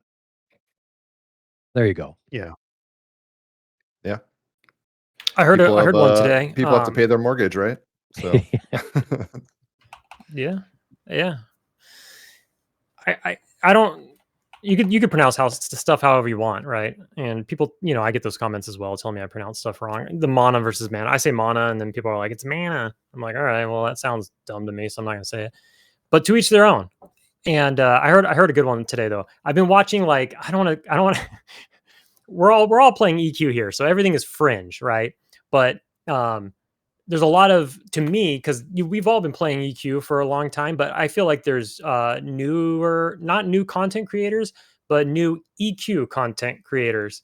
And so they're not in my algorithm or whatever. So, I'm running a little dry on EQ content. I'm trying to find EQ Legends content because we can't play the game. So I'm looking for fringe EQ content creators, I guess. They just started doing EQ stuff. But, they played the game 25 years ago, blah, blah, blah, whatever. Anyways, so I found one and I was just watching videos while I was at work. I was listening and I heard Kunark for Kunark. And I don't know. I thought it was funny. I'd never heard that in my life. Ever in my life. I've never heard that. I don't like that one. And I was just like, I don't like that one. Yeah, I agree. Weird. Yeah, that's a weird it was one. like said like it was said like 4 or 5 times. So it's like absolutely how they pronounce it, and more power to them. That's their freedom to do. But I was just like, whoa. That one threw me for a loop. What comes after Kunark? Is it Velias? Is that the next expansion? Yes. Stay tuned. Sub. hit the like and sub button, and put your notification bell on for that. By the way, I say mana, but I think it's because I grew up in the Midwest. I'll who knows, right? That kind of sounds Midwesty, right? Like soda pop. We do a lot of mana. Can I guess, mana. Classic, that your first run-in with mana, like mine was from Magic the Gathering? Absolutely was. Yeah. You said the first books you had read, like your introduction to fantasy, was Dragonlance. Yes, and that was mine as well. I read Dragonlance and then immediately read The Hobbit afterwards. Yep, but it was me too. Around the same time period, around 6th grade. Yeah, like middle school. That's when I did it. Time. Yeah, that's when I got into it too. It was the Dragons of Autumn and Twilight, which I actually just reread a month ago. It's a wonderful book. I've been running almost 40 years of D&D game, or no, let's see. 30 something years of D&D games, and every one of them has Odix spiced potatoes somewhere in the beginning. You have to have from that book. Do you know how badly I wanted to eat those after reading the description? It was so good. and of all the books, that whole book series. Sorry, we're going way off topic here. That book series. Yes, we've skewed way off. That book series was entirely inspired by D&D. It was a D&D campaign that got turned into a book series. Yep. So there you go. Right. Great background. But anyway, any more bonus question, guys? I was just going to add, one thing that gets me, I hear this in the Monsters and Memories community too, but like, I don't like to say the pronunciation of things. So if I want a Spirit of Wolf, I'll like say that. So like, for me, it's like S-O-W, Spirit of Wolf or Spirit of Wild, whatever it is in Eminem, but people call it Sow. Can I get a Sow? Can I get a Sow? It's like, it just grates me sometimes, you know? So I guess I'm kind of a stickler. And then you mentioned it too. The devs have come on record and said how you should pronounce that stuff, but they're wrong. It's how I was saying it. That's right. So even the devs are wrong. Bingo. Yeah, I agree. Loosland. I mean, sow, cow, so, bo, they both got arguments. I live in Southern California and Spanish is prevalent around here. So I think maybe my mana also came from like a lot of Spanish around here, and they'd use is it a long A, like mañana and stuff like that all the time in Spanish words. I saw a funny, we're at the end here, nobody's watching. I saw a funny quote from Secrets, and I think it was in Discord. It was pretty funny. And they were talking about cheating, and multi-boxing was the subject. And they're like, absolutely no multi-boxing, it's true box, whatever. Or it has to be true box. I guess you can, whatever. Anyways. And then, but there was like, I might mess this up, but it was something along the lines of, she said, we are not EQ1 and we are not EQ2. We are a different developer. This game's made by a different developer. We will ban you. We will ban you for cheating. We will ban you for multi-boxing and botting. But what I took away from that is like, she started it with, we are not EQ1 and we're not, AKA they don't do about cheating, banning, any of that stuff. They're just like, whatever. And she's like, that's not going to fly here. This is not, we are not like a little backhanded shot at the other games.